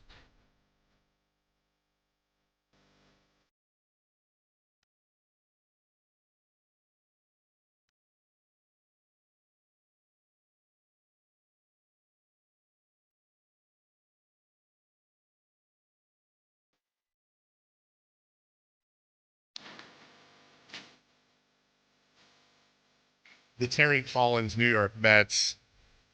My ass is in the jackpot video came up during the break. That maybe is the best open mic moment. One of the best in sports history. That saying never caught on. Put my butt in the jackpot. Yeah. I to this day, it's like I know what he meant. I don't. It just I think is there ever a time when being in it? When is a jackpot a bad thing? Like if you're putting my rear end in the jackpot. Yeah. That sounds like a good thing. Right. I would like to dive my entire body into a jackpot. I've never won a jackpot. No. On anything but like maybe like a phone slots game or something. But in real life. You've won millions. I've won literal trillions, because some of these games you're just like the numbers they go to, it's like ridiculous. You're betting $25 million a hand and stuff like that. It's play money. I'd like to win a jackpot. You ever win a jackpot? I have. You have, haven't you? I have. Big one. Yeah. Jackpot. Have you ever told that story publicly? I think so. Yeah. I don't know. Well, you never know. Maybe it's you always want to be. I always want to be careful. Do you remember what I said to you, Jason, when you told me how much you won? He told you? He never told me. I never asked. No. I don't remember. No. That checks out. And it just came out of my mouth. It wasn't like that's what I meant to say. Sure. So you told me that. You kicked the ball into my face. Okay. You did. Starting to put things together. Hey,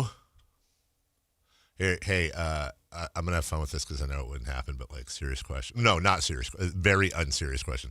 So last week there was a borderline tragedy in the studio. There's a ball incident. There was a ball incident in which Chris Verlaud, after Dave, the dad of the show, said no more playing ball in the house. I didn't say that. I said, if any of you catch me in the face with one of those balls, I'm going to freak out. I don't do well getting hit in the face. Freak out good, freak out bad. No, not like freak out. Like His bad. face was going to be in the jackpot. Yeah, exactly.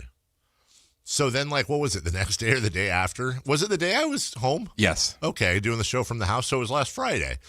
No, I think you were here. No, I wasn't. No, he wasn't here. No, I was not here. Because I brought it up to him. Oh, yeah. Chris, viciously, fair to say, this wasn't like a minor, like, little thing. Here's the worst part of it. Worst part of it is me kicking Jason in the face. Second worst part of it. Well, hold on. You kicked Jason in the face with a soccer ball. You didn't kick him in the face. The second worst thing is right before I kicked it, I said, De Bruyne.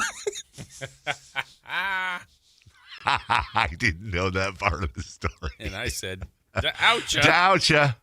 Oucha. Kevin De Bruyne. Oh, no. So you kicked Jason. Would it be fair and then to he collapsed. Would it be fair to say it was hard, like you kicked him, like he got hit in the soccer in the face hard? Yes. Okay. Did it make an audible noise? Yes. What did you do immediately after? Collapsed to my knees. And Jess said, all right, Jason, go ahead. Yeah, like Have at it. He was giving me free reign. What was the name of that game we played as kids where you stood against the wall? Heads Is up, it butts up? Mm-hmm. And then people just chuck a soccer ball at you or something? Or tennis ball is what tennis we ball, played with. yeah. And then there was like 4 people playing, but then the second someone had their butt up against the wall, 17 people come over like, I'm in. I'm like, you weren't playing. No, you have but to. they want to throw the ball. I have no idea what this game is. Oh, it's a great game. It was a great game. If I remember right. Yeah. You and I and Chris are playing. We throw it against the wall. Mm-hmm. It comes back. If I bobble it and don't catch it, I've got to run to the wall, touch the wall before you or someone else gets it and throws it and hits the wall. Then I'm out. Yes. But I think you get 3 outs, or do you get 1 out? I don't know. It's like fielding. Yeah. And if you bobble it or it's not clean, then you have to run to the wall, I think. This is what we did, kids, before iPads. We played with tennis ball. We found games to play. Yeah. You've never heard of this, Chris? Nope. That's interesting. So, yeah, I think the punishment, I don't know if it was 1 out or 3 outs, but let's just assume 1. I don't field it cleanly. I've got to run and touch the wall before you or Chris get the ball, throw it and hit the wall. If not, then I'm out, and then I've got to go up to the wall, and you proceed to bend over. You do, and then your target is your backside. Yeah. And people line up that were playing the game can throw 1 shot.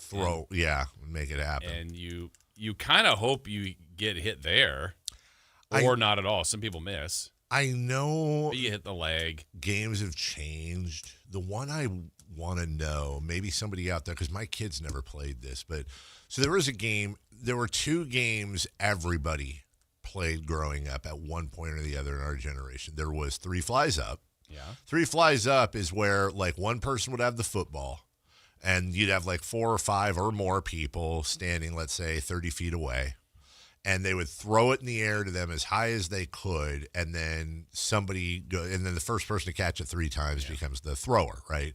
And the other one was called Smear the Blank. Right. And you can't say that word anymore. It starts with a Q, rhymes with Fleer cards, let's say that. What did they change the name to? Actually, I don't know, but now I'm trying to remember.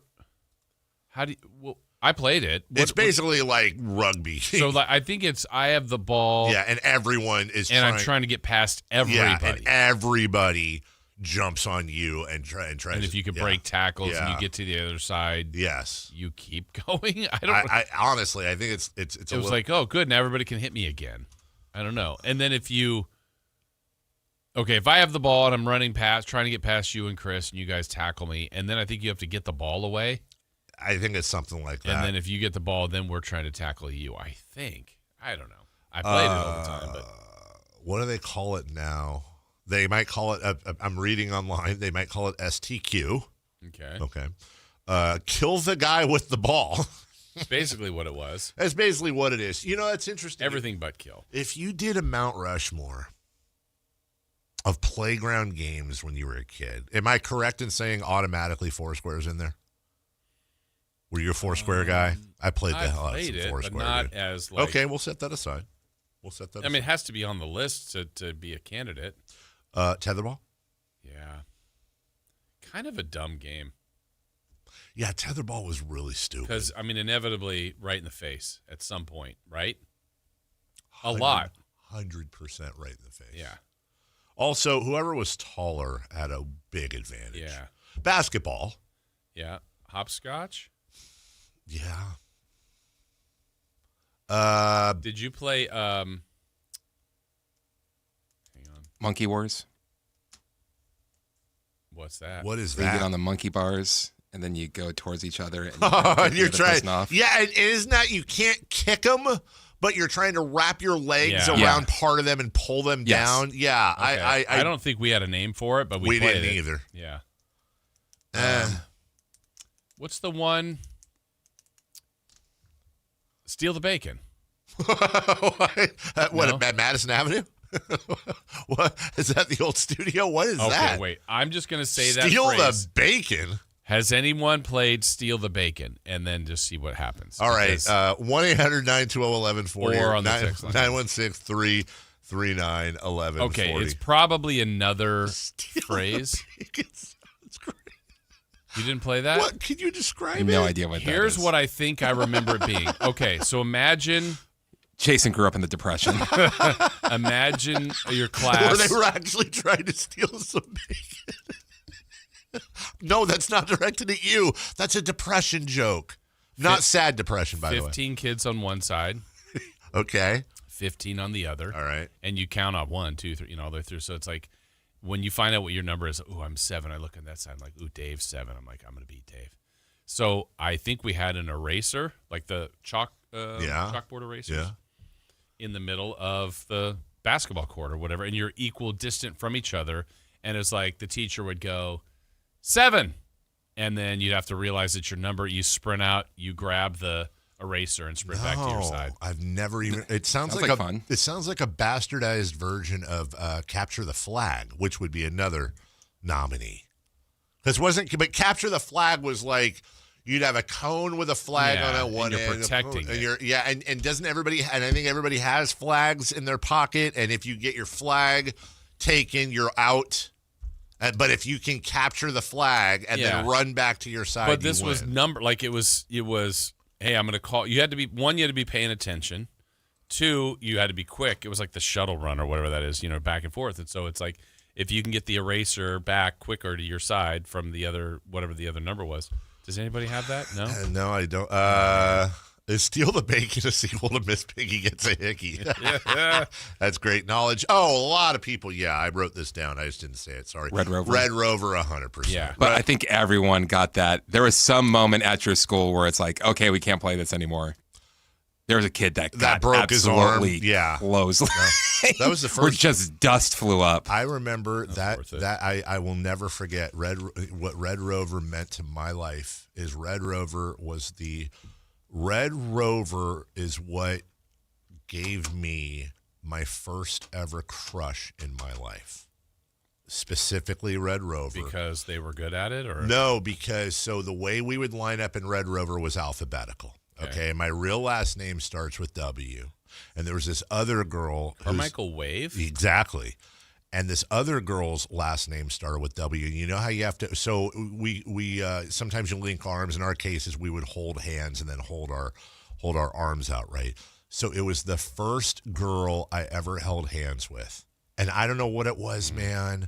Maybe it was she had the magic touch. She had like the soft hands. I think this was in Mrs. Emanuel's class in 2nd grade. Hey, shout out at Detterding Elementary, okay. And I remember holding her hand, and I was like, oh, like, wow. Is this is it. This is how it is. It isn't love. And you know who that girl was, Jason? Her name was Amy Westefeld. She went to Detterding Elementary in Mrs. Emanuel's class. Of the Westerfield family. Is her last name different now? Her last name is different now. Is she in a high-profile job? She is one of the most. Oh, crap. Not the person I was talking about earlier, by the way. Okay. She is basically the third in command with the NBA now. Talk about, Jesus. Talk about feeling like a loser. She is like next up to be, there's like Adam Silver, what's his face? Mark Tatum. And then I think she's like right there, number 3. And then our other classmate's name is Byron Dieter, who just bought a big chunk of the Niners and owns some fundy thing in Aptos. Hey, meanwhile, you're on a number 1 show. I'm chilling here with you talking about Red Rover. Yeah. Detterding. And Mount Itmore. So would it be, I think it would, we got to get to the Spurs and Fox here.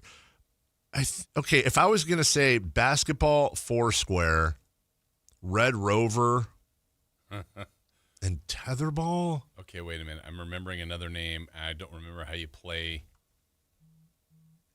How did we play this?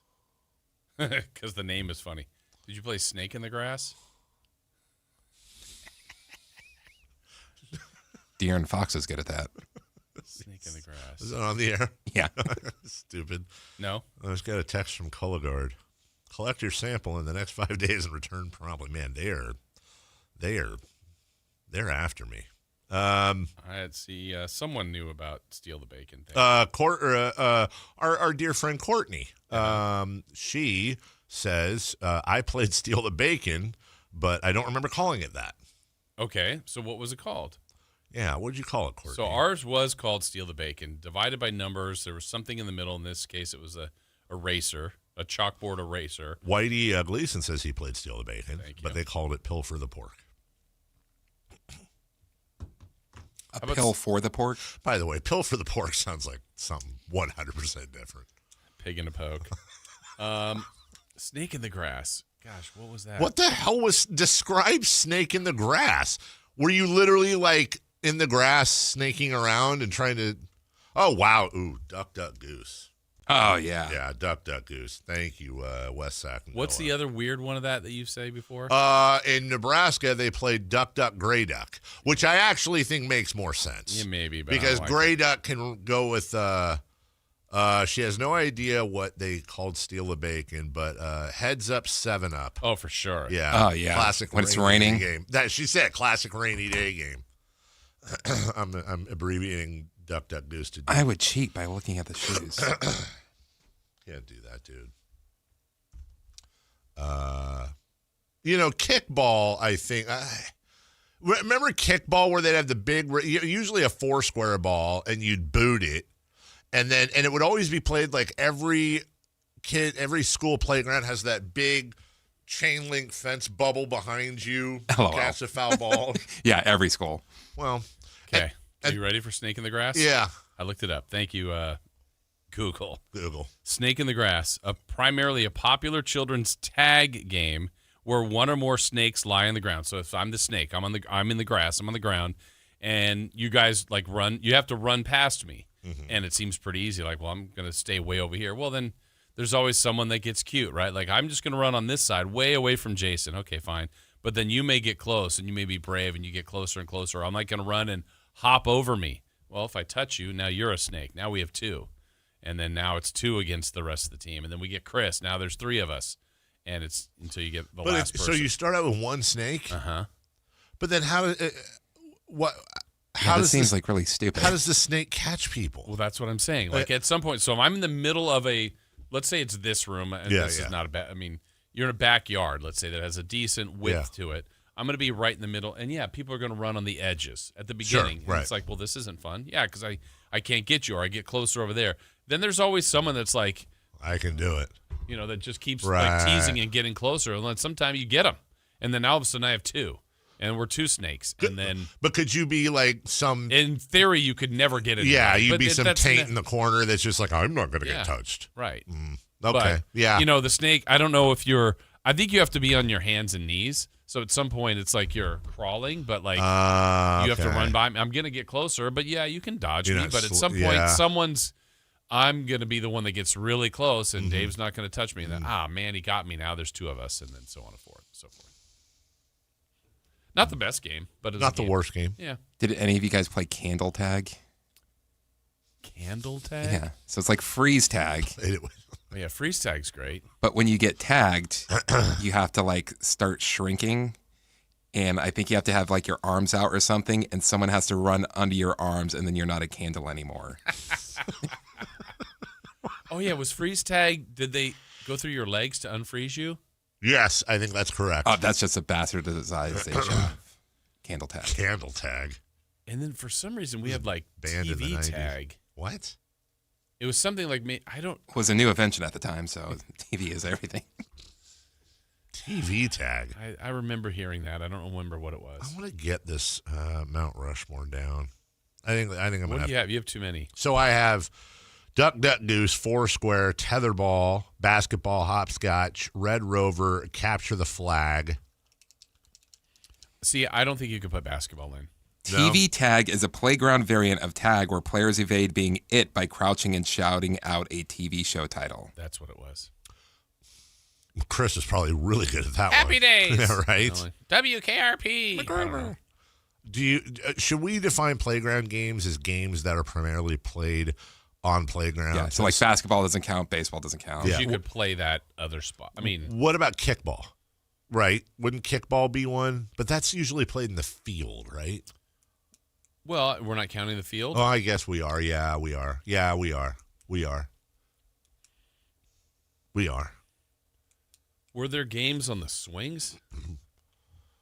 You did like a long jump where you could. Yeah, or there was always one kid that was going to try to like go all the way around and nobody ever came close. But like you were trying to go like do a 360. I did too. You probably can't you? No, I've seen it. I've seen people on video do it, but like I never had the balls to go. Yeah. Like I'd get to a point and like I'd look like my dog when I pick him up. My eyes would get all bugged out. If you do it, you go back in time. Right, exactly. I would have done it then. You know why? You know what? I'll bet you anything that was a thought because that was around the time when that one Superman movie, when he went around the Earth so many times that it made the Earth rotate the opposite way, and you went back in time. I think his Lois Lane died or something. Dork. I think it was like Superman 2. Or not Superman as well. I mean, the second one. Yes. Was there a game involving like a parachute and something in the middle? Yes. There was some fun parachute games. Yeah, I remember that. We used to play a game when the kids were little. Am I the only one that did this? Okay. Uh-oh. Are we the only ones that did this? When Avery and Mason were little, we used to take like a big blanket and like when I say little, I mean like 1 and 2, like not infants. And we play a game called Beach Blanket Baby.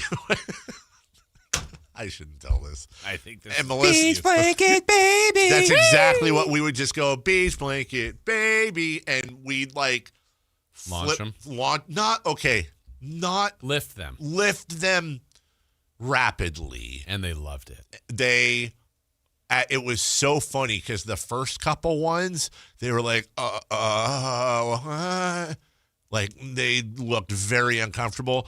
We just do it. We'd start them slow, and then after, oh my god, only a few falls, and Avery would be like, wing, like she loved it way more than Mason. But I don't know if that's a normal. Do we have dodgeball on there? No. Oh my God. We have kickball. We didn't have dodgeball. How would we not have dodgeball? Dodgeball is a goat. Dude. I remember we played another one like on rainy days. We'd go inside the auditorium, and it was something. And count the animals 2 by 2.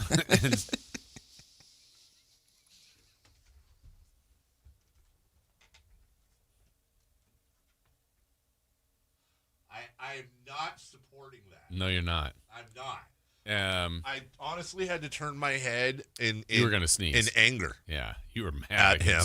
I honestly, that's enough of that. Yeah, Chris. It's enough of that. Did you play a game when if it was raining, we went into the auditorium and maybe it was something like crab soccer or something like we were on our backsides, I guess, and like you could only kick the ball, but you had to be sitting down. Like, oh yes, no, like you're 100%. No, I don't know what it was called. No, it was yes, that was 100%. So you can only scoot like this way and you didn't get that much power. No, we 100%. Yeah, you had to move like yes, I remember I don't that. even know what that was. No, honestly, I think that was what that probably was. Why I'm remembering it, I think it was like a PE thing we did when it was raining. Yeah, because you were usually outside, but it's like, oh, we'll do something inside, and then we were doing this game. Like, this game's kind of fun. Is this offensive? I hope it's not, because I mean it with all, like, sincerity. I know, but you should, please, no offense. No disrespect. Okay, so say whatever you want now. I want to play. I've always wanted to play wheelchair basketball. Okay. It looks fun. I understand that it serves a purpose for people in wheelchairs that would rather. I get it. Yeah. But there's something to me that thinks that would be insane. Like, not with an automatic one. Like, you have to wheel. That would be actually do the work. I've always thought that would be an insane workout. Yeah, I'm sure it is. You know, like, it would have to be like half court. Yeah. But, like, also the coordination between passing it and then, you know, you're moving your wheelchair with one hand, but that means if you do the left side, you turn left, the right side, you turn right. Yeah. And then shooting it, but you can't jump. So you have to like somehow, and I wonder like the rules. Like I wonder if there's anybody out there that's done that before. Like I'm assuming like do you have your feet up on the little kickstand so you can't use them, but then that helps you box people out? Or do you have your feet on the floor, but can you use your feet to move around too? Yeah. Like, could I do like in wheelchair basketball? See, that's the thing. Obviously, if you're in a wheelchair, you probably aren't using your feet, right? So if I was playing wheelchair basketball, like, could I conceivably use my feet to do a roll? I guess not a fadeaway, a rollaway? No, you're not supposed to. Right? So your feet basically have to be either strapped in or you just cannot use them. Yeah. So I guess for somebody who is able-bodied, you tie your feet together at the ankles or something to make it work, and then put the. I've always thought that would actually be an absolute blast. Yeah. So sorry, I hope that was not. What's animal catcher? Like a mousetrap. Someone wrote that in. Animal. Oh! I thought what's an animal catcher? I don't know animal catcher. All right, I'll put this together. I'm very. I think so far we've got dodgeball, foursquare. I don't know if I go dodgeball, foursquare, tetherball, and hopscotch. I'm not a hopscotch guy. I'm just trying to come up with the top 4 here. I mean, those are basically at everyone blacktop on school, right? Yeah. Elementary school. So, yeah, De'Aaron Fox. When we come back, we'll revisit that a little bit or just visit it for the first time. What's on Deck brought to you by Trex Decking and Railing as you're tuned in for reasons like this to the #1 Nielsen-rated sports show in the entire city, Sactown Sports. We'll be right back. You never know what you might hear when listening to a Sacramento Kings game. Out of Keegan, going for another triple. Man, is he feeling it. Keegan, can he do it? Yes, there's number 11, Keegan Murray. Keegan steps back. He just knocked down his 12th three-pointer, a Kings franchise record. He's got 45 points. Never miss a moment of Sacramento Kings basketball with Sactown Sports and the Sactown Sports app. You bought an RV, and you got an automatic discount from Progressive by bundling it with your home or auto insurance. That's great, but a serious word of warning every RVer should heed. You don't need to talk about things like dry weight or dump stations. And you don't need one of those expensive water filter straws either. Because the most extreme thing most RVers encounter is a campsite without hookups. So just enjoy yourself. And Progressive's automatic discount when you bundle your RV, boat, or motorcycle with your home or auto insurance. Progressive Casualty Insurance Company and affiliates. Not available in all states or situations. Pump up the volume. Business moves fast. Orders roll in, deadlines close in. When you ship with USPS Ground Advantage, you can keep up with confidence. Every package stays in our secure network from dock to door. And with nationwide reach, dependable tracking, and upfront affordable pricing, you get built-in peace of mind. You run the business. We run the routes. Visit USPS.com/Ground Advantage to learn more. When you take the time to shop at Folsom Lake Honda, there's one thing you'll always find. Happy people ready to serve you. As a family-owned and operated dealership since 2009, customer service is our #1 priority. Our customers love doing business with us, and you will too. Looking to own or lease? During the spring sales event, drive a brand new Accord or Civic. Visit us today at FolsomLakeHonda.com, your one-stop Honda shop. Folsom Lake Honda. So my friends over at Pure Talk have been sending me customer feedback from ConsumerAffairs.com, where thousands of people rate and review the top wireless providers. Here, for instance, is a nice note from James in Raleigh, North Carolina, who writes, quote, "After hearing Micro's ad, we made the switch to Pure Talk, and we couldn't be happier. We went from spending $1,200 a year with T-Mobile to $420 with Pure Talk. Thanks, Mike. Switch today!" Exclamation point. Pure Talk is saving James $820 a year. And because he literally wrote the words "switch today" in capital letters with an exclamation point, I'm going to go ahead and dedicate this commercial to him. So folks, take it from James in Raleigh, North Carolina. Pure Talk can give you unlimited talk, text, and plenty of data for just $25 a month on the same 5G service the big guys are overcharging you for. Just dial pound 250, say Mike Rowe. You'll also save 50% off your first month. That's pound 250 to save an additional 50%. Thanks, James. Capital Casino is conveniently located in downtown, 411 16th Street, and has been a part of the greater Sacramento area for over 20 years. They offer the best variety of games in the region in a safe and friendly environment. And there's plenty of parking, all well lit and monitored by security. Come have a great meal at the cafe and restaurant inside. Capital Casino has the best food, the best service, and the best action. But please always remember to gamble responsibly. 1-800-GAMBLER. Sacramento. Now you've got a place for all things dance. The all-new Energy 100.5 HD2. Where dance music place when you get the free Now 100.5 app. Or listen at 100.5 HD2. It's time for the madness, and your HVAC system is in a full court press. Cold mornings, warm afternoons. Your heater and AC are battling, and your system is working overtime. Don't let your comfort get knocked out. Score Brower Mechanical's Madness BOGO special. Buy a heating maintenance and get a free AC maintenance for just $89. Call 916-352-3113. Brower Mechanical. Residential and commercial HVAC sales and service. License number 1081055. Ladies and gentlemen, this is going to be fun. Yeah! It's time for What's on Deck. Brought to you by Trex Decking and Railing.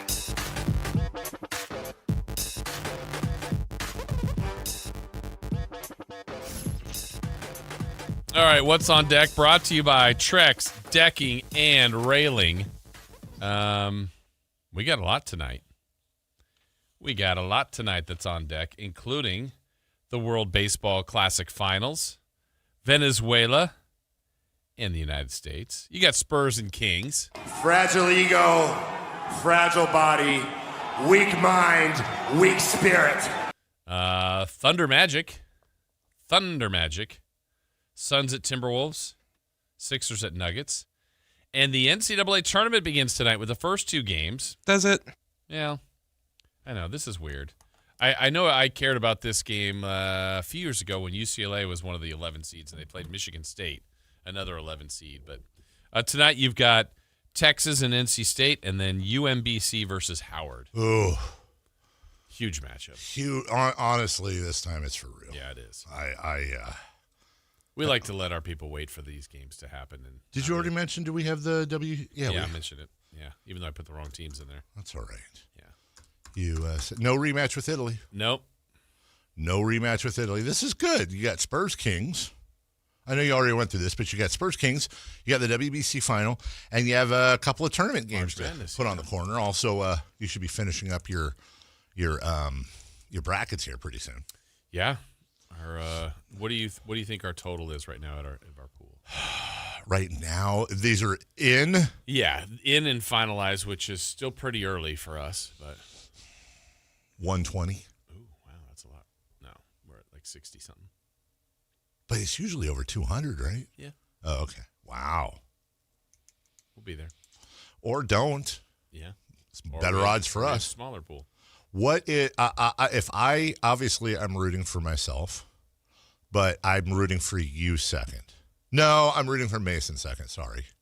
Just because that'd be cool to have my kid with it. I'm rooting for you third and Melissa 12th. Why me third? Because haven't you not won it? Worry about yourself. No, you've done it all these years. I think it'll be awesome. Plus, I think the whole did Jason rig it? Funny. Well, the great thing is now, I wouldn't say I worried about that because I never would. Right. But when it used to be manual, it's like manual? I literally had all of the sheets of paper and I was highlighting and counting, and it's like everybody, the way ours is run, the second mine's in and we start, you can look at it. Yeah.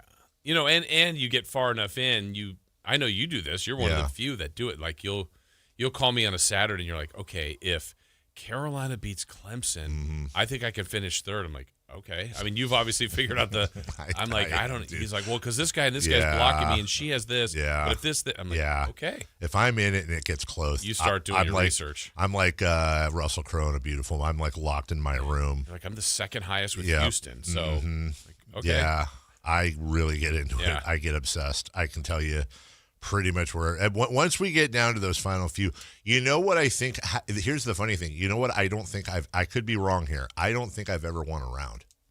Oh, okay. I don't think because there's prizes for whoever. And I switched that years ago. Which was smart. There was a participant, and someone asked about perfect brackets. I said, look, I've done this long enough, not that this is the end-all, be-all pool, but it's a smaller sample size. But no one's ever gone 32-0. Like the first round, no one's ever done it. And I think we had a 31-1, which is amazing. Usually around 28, 29, and 3 or 4 is about the best. But the one year the guy had like 31-1, was leading after the second round, leading after the third, leading into the final four, and then didn't have the last combination and left with 0. I'm like, they had the best pool I've ever seen. You did it. Your decision was the best. If you were listening at the beginning of the show, It pays to listen. It does. Screw you. You heard that my daughter, well, allegedly, my child has removed a number of things out of my bathroom. She is now awake. We're going to get to the bottom of this, and then we'll crowdsource the punishment. If she's guilty. If. You're at 99.7%. I am. Hi, if you record your name and reason. One more try here. We may never find out. She just texted me. You ever notice these are different tones? Yeah. All right, I'm doing this. Sorry, I wanted better sound quality here, but we'll just do this. Come on. You know I'm texting you. You just responded. Are you now refusing? That's further punishment. That's loud. Your call has been forwarded. Wow. Okay. In the meantime, please do. Oh, you know what? I put Foursquare, tetherball, hopscotch, and capture the flag as the combos. What is the starting point for the Mount Rushmore playground games? I left both kickball and dodgeball off, which is stupid of me. Gentlemen, if we were to only put one up there, would it be kickball or dodgeball? And then what would you suggest we replace it with? I'm thinking dodgeball replaces either capture the flag or hopscotch. Yeah. I would say hopscotch. I think you're right. In the meantime, please enjoy this. I also referred to this morning, but this is a major feel-good from 19 years ago. But hard practice tomorrow, all hour and a half, and let's get ready for Arcadia. Okay. Let's go. 1, 2, 3, 2. Because he has been so devoted to the team, for the last game of the season, Coach Johnson decided to let Jason actually suit up. Not to play necessarily, just to let him feel what it's like to wear a jersey. At least that was the plan. But with 4 minutes to go in last week's game, Coach Johnson stood up and pointed to number 52, Jason McElwain. After years of fetching water and toweling off other people's sweat, Jason was actually in a game. That's not what a towel boy does. His first shot was a 20-footer from the right baseline. Was it close? Did you almost make it? I just airballed it. I'm like, just, dear God, please, let's just get him a basket. It's a great point, Chris. I don't think he was toweling off anyone's sweat. I hope not. Sounds to me like a reporter that maybe has not played the sports before. Well, sports. Anyways, back to it. His second shot missed too, but the third was a charm. A 3-point no-doubter. And Jason wasn't done yet. Not by a long shot. If I wasn't there to witness it, I wouldn't have believed it, you know. You caught fire. I just caught fire. I was hot as a pistol. Jason ended up shooting 6 3-pointers, one right after the other. He had 20 points total, and each time a shot went in, his teammates and the crowd went a little crazier. His last basket, right at the buzzer, created total mayhem. Because he is autistic, Jason says he's used to feeling different, but never this different.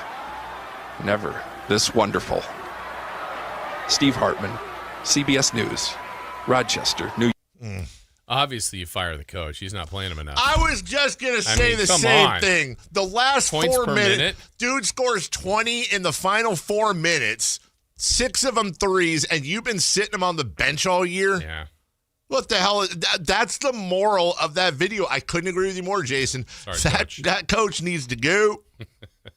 I mean, he was hot as a pistol. Hot as a pistol. We'll take a break.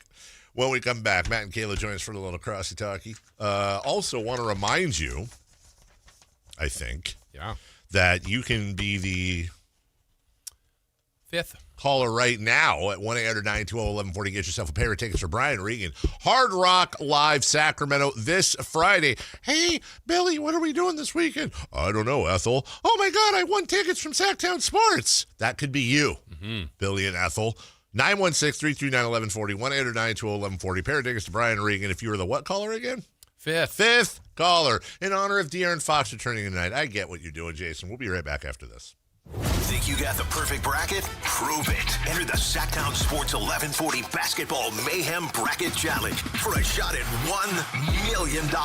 It's free and open to fans nationwide, so lock in your picks now at SactownSports.com/contest. Powered by Power Business Technology. When life calls for a little extra, a kitchen upgrade, paying off debt, or that dream vacation, Valley Strong Credit Union is here to help. With a Valley Strong home equity loan, you can tap into your home's value with competitive rates, flexible terms, and local guidance you can trust. Get approved in as little as 5 minutes, with funding in as few as 5 days. Your goals are within reach. Visit valleystrong.com to get your offer today. Valley Strong Credit Union. Grow your possibilities. Equal housing lender, NMLS number 456506. When a person is seriously injured, there's no substitute for the personal legal relationship offered by the local NorCal firm of Ashton and Price. From the first attorney meeting, every important decision is made with a direct consultation with, and I can't believe I have to say this, a real, live, experienced, flesh and blood local attorney. It's called Home Court Advantage for a reason.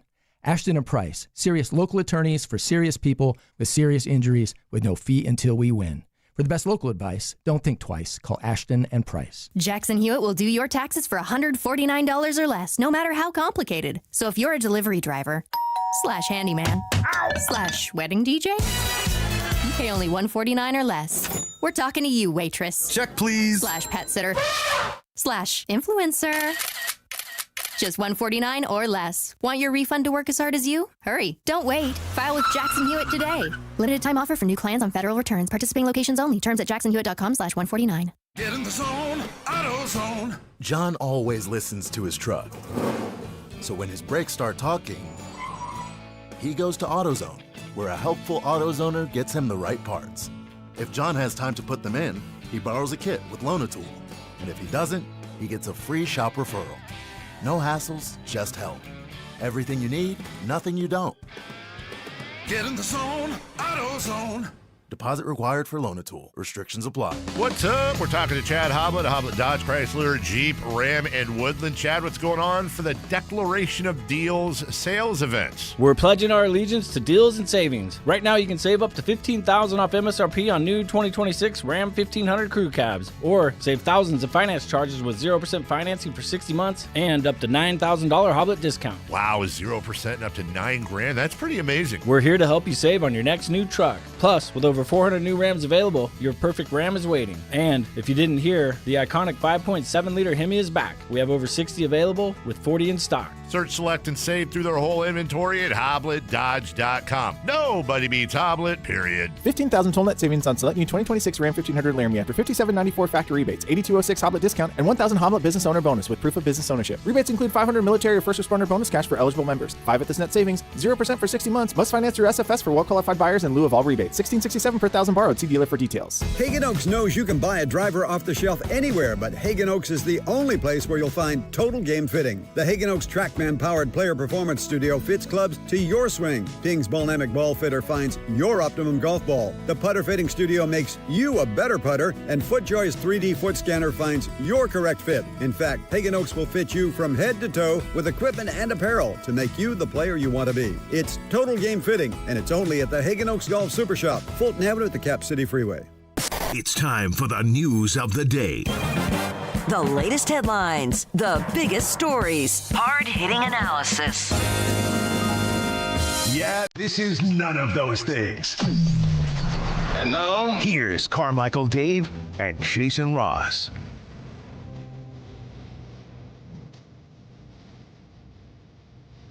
I didn't even say anything. I know. Was it a I'm going look? to defend you.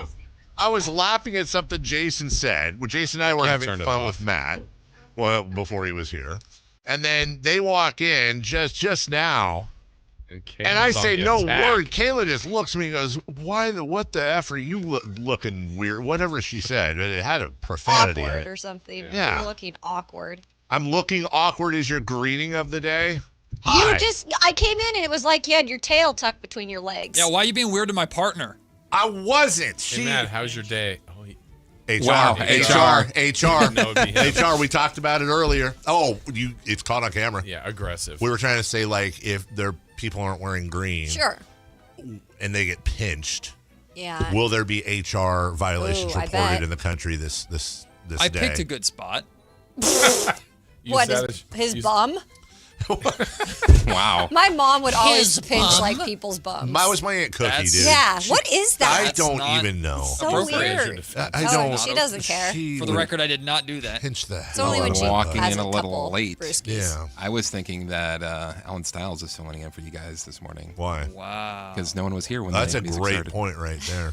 Mount Rushmore of playground games. These are games primarily played on a playground. Great topic. We have a Foursquare dodgeball, tetherball. Oh, tetherball's goat. And Hot Lava Monster. See?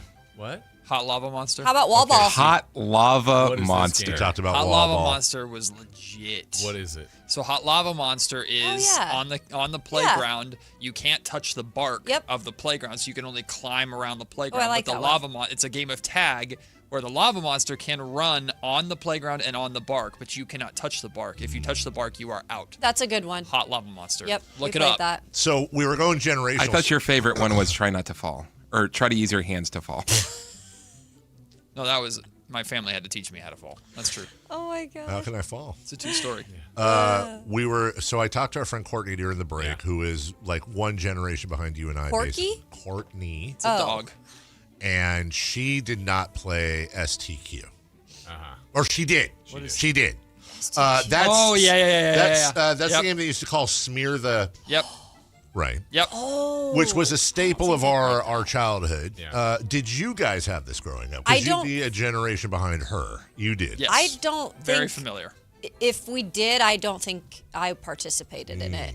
I don't remember that. I've heard it, but I don't remember doing it. You would have gotten trucked, probably. Let's be Really? honest. I feel like you would have. Yeah, you would have gotten smashed. You're not a large person. No, but I'm very feisty for my size. Trust me. I know this. I found that out when you walked in. But that was a violent game. No, a Red Rover. Red Rover. Oh, Red Rover. Yeah, the Red Red Rover Let's is the go. fourth one I was That's missing. How about dislocated parachute? shoulders. Okay, so go into that because we were talking about we Yes. remember a game with a PE. parachute. So cool. Yeah, What but did you what do, though? was it? You had so everybody was on the outside. Yep. You put it down, and then Yep. the teacher would pick two people, and you had to run Yep. across and replace each other's spots. But half the time, kids would just run right into each other because Mm-hmm. you're under the parachute. Or you could play the game where you keep something going, like you put a ball you're in the bouncing middle, it? like Yeah. those That's big lame. red balls, and then Yeah. you just like Hmm. kind of keep. No, it wasn't. Yeah, it was boring. You just bounced a wee. Just bounced a ball. Feisty. Bounced show, a yeah. wee. Couple Bounced a of wee. feisties too. Why are you are. looking at my partner? Why were you? Yeah. What were you please doing? describe what happened. Okay. to what did you make- do? So you know when you walk into a room, Sorry, I was trying to call my kid. oh my I'm gonna give up on that now. You know when you walk into a room or you walk around the corner and there's a conversation that's being had and then you walk in, it's it gets either quiet. you're part of the conversation that they're talking about you or it's something you're not supposed to hear. Oh, like when everybody and it just stops goes and looks quiet. at you, yeah. I freaking hate that and I call people out every time. No, I So don't. that's know. They were talking about me though. Well, yeah, we Right, were talking so- about. We were trying to rhyme things with Maddie. That's all we. We were saying like if you were in between two buns, you'd be we could call you Fatty. Patty. Oh. If you gained a bunch of weight, you'd be Fatty. If you were the quarterback of an Ohio football team, you'd be Cincinnati Matty. Oh. Like, there's We were on a run Yeah, of we like were on this 15 whole of them. run. We're in the middle of that, and then you guys Bad walked fish. in right before it. What? Or And because then we it's, stopped and looked, and I think that's what you. It was That's just probably walked what in it at the was. same- Yeah. If or I got a good one. It's St. Patrick's Day. It would be St. Patty Matty. Laddie. Oh, I did Laddie as a matter of If fact. it was April 20th. That's 420. Fatty. Fatty? Like joint. Yes. If I didn't know the lyrics, it'd be scatty. Skip it about Okay, I'll accept that's a that. good That's song. that's a deep cut. I'm the scat man. He's going golfing with you, but he's not playing. He's a caddy. Caddy. Jason did that one. And you did the other version. He was driving in the caddy, right? Did I say Somebody he was else right? chat- Oh no, you're chatting. No, I said if he talked a bunch of garbage around the office behind our backs, he would be caddy. How about Matty. Halloween? He'd be. Batty. Yeah, you used Batty, but in a different Oh. way. Yeah, But like yeah, he was we a didn't do it baddie. Halloween. yeah. I got you. No, what did you say? Was it like somebody gets all the ladies or something Yeah. like that? Which I don't. Baddie. He's a baddie. Daddy Maddie. I I know don't my even know if nephews that- use that term a He's a lot. baddie. Sharing my stuff as an only child, I'm bratty. Ooh, good one. Me, Braddy. Yeah. Celebrity Birthday is brought to you by Crumble Cookies. If you missed it earlier, I hit the shower this morning. Gross. And I noticed that taking a shower You is should have gross. used the shower, not hit it. Yeah, thank you. And I was going to shave this morning, but my clippers are gone. My electric clippers are gone. They're in L.A. My shampoo is gone. No. And my soap is gone. Who took them? Yeah, well, it's almost Leprechauns. guaranteed that it's my daughter. She took your clippers? I don't know why, and I don't want to go. I don't want to go there. I'm guessing. I think it probably had something to do with one of the dogs, is my guess. But she was saying the other day how funny it would be to shave Nacho the Chewiener like from the neck down, so she looked like a lion. So she's gonna use your Chewiener? Yeah, exactly. Nacho the Chewiener. I don't know, and so I've been trying to. There will be a punishment. That's no, it's funny. actually not. It's not funny because I do use my wife's exfoliating cotton candy shampoo or whatever the hell. So thank you very much. I was wondering what that And I was smell saying is. I don't know why she has 37 shampoos. Oh, and we I have all do. one. Believe What me. is that? Because if we use the same shampoo over and over, it's not great for your hair anyway. But what about soaps and facial washes? Yeah, we get and bored. All that We like is that new just things. a collection? Is that like us Yeah. with baseball cards or something? Yes. Okay. Yes, we want to try new things. Or Sean Cunningham with colognes. Like it's just a strange thing. Cunningham wears different colognes. Yes. Really? You know, he also All of them. he also wears baseball hats. Usually, Does he? Usually the He same. does. As a matter of fact, yeah. Usually the same one. Same baseball Okay. hat. That is a medical device. His Hurley hat. I love Sean Cunningham. He's who awesome. does? He's the best. But who hasn't? Yeah. He has worn that Hurley hat a lot. That's his But is it go-to. the same hat or Yeah, does he keep different hat. recycling? No, I think it's the same Hurley hat, or he wears. Oh no, it's a Duke polo. That was like Verlad when he first worked on my show. For years, he wore the same Boston Red Sox hat. Forever. Did it have sweat marks and stuff? Oh, yeah. Oh, Yeah. It walked around on its own. Celebrity birthdays. Happy birthday to Rob Lowe. Oh. Well, he still looks dreamy. Oh, he is showing. He and Tom Cruise are starting to show age, though. A little bit. Oh, Rob Lowe. Who, oh, by the way, Oxford Blues and Youngblood probably his dreamiest. Yeah. Yeah, for sure. So great. Wayne's World. Wayne's World. Rob Lowe is 64. 62. 63. 63. We have a correct answer, and it goes to Maddie. 62 for Rob Lowe. Happy birthday. Me, Maddie. Sam Seaborn on the West Wing, by the way, Rob Lowe. To Kurt Russell. Dork. My mom loves him. Kurt Russell? No, you're West Wing Oh, knowledge. you're a dork.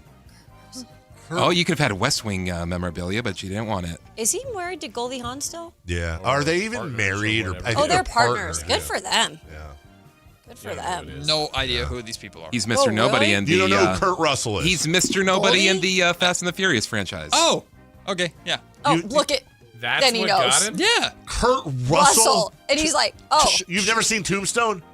No, I have seen Tombstone. He's because... Wyatt Earp. He's okay, the main my guy. bad. My bad. I didn't What know about, the name. What about Miracle? He's the stunt driver in Death Proof. Miracle? You shut up. He's Herb whatever's face in Miracle. I the just didn't coach. know the name. I know the face. The one time I made the mistake of not watching Tombstone was on his show before, and I got cussed Dude, out. it's I haven't just- seen Tombstone. You're an idiot, though. I'm and not it's a dork. documented. No, Tombstone's dorky. Yes. Anyway. You're a stupid bumblebee. Whatever the hell that is. Got his ass. Got him. Kurt Russell is 73. 75. 72. He is No. 74. Okay, I think he's We have a older. correct answer, and it goes to Kayla Anderson, 75 for Kurt Yes. Russell. How old is Mia Hamm turning today? You a Oh, ham? wow. Mrs. Garcia Mia Parra. Hamm. Mia Hamm. 44. Ooh. 48. 47. 52. Christopher Lodd's close is 54. What? Jeez. dang. More Is like she the Mia- one that took off her? No, that's No. Brandy Oh. Chastain. It's Mia No, her aged sh- pork. Yeah. No, that's Brandy Brandy Chastain. Chastain. Oh, that Yeah, was? she had the sports bra. Yeah. Yeah. Katie was- Ledecky. Yeah. Katie Ledecky is 34. 36. 33. 29. We have a correct answer, and it goes to Christopher Lodd, 29. Yeah, I was like, I don't think she's that old. Let's see. Brandon Ayuk. Oh, still needs a home.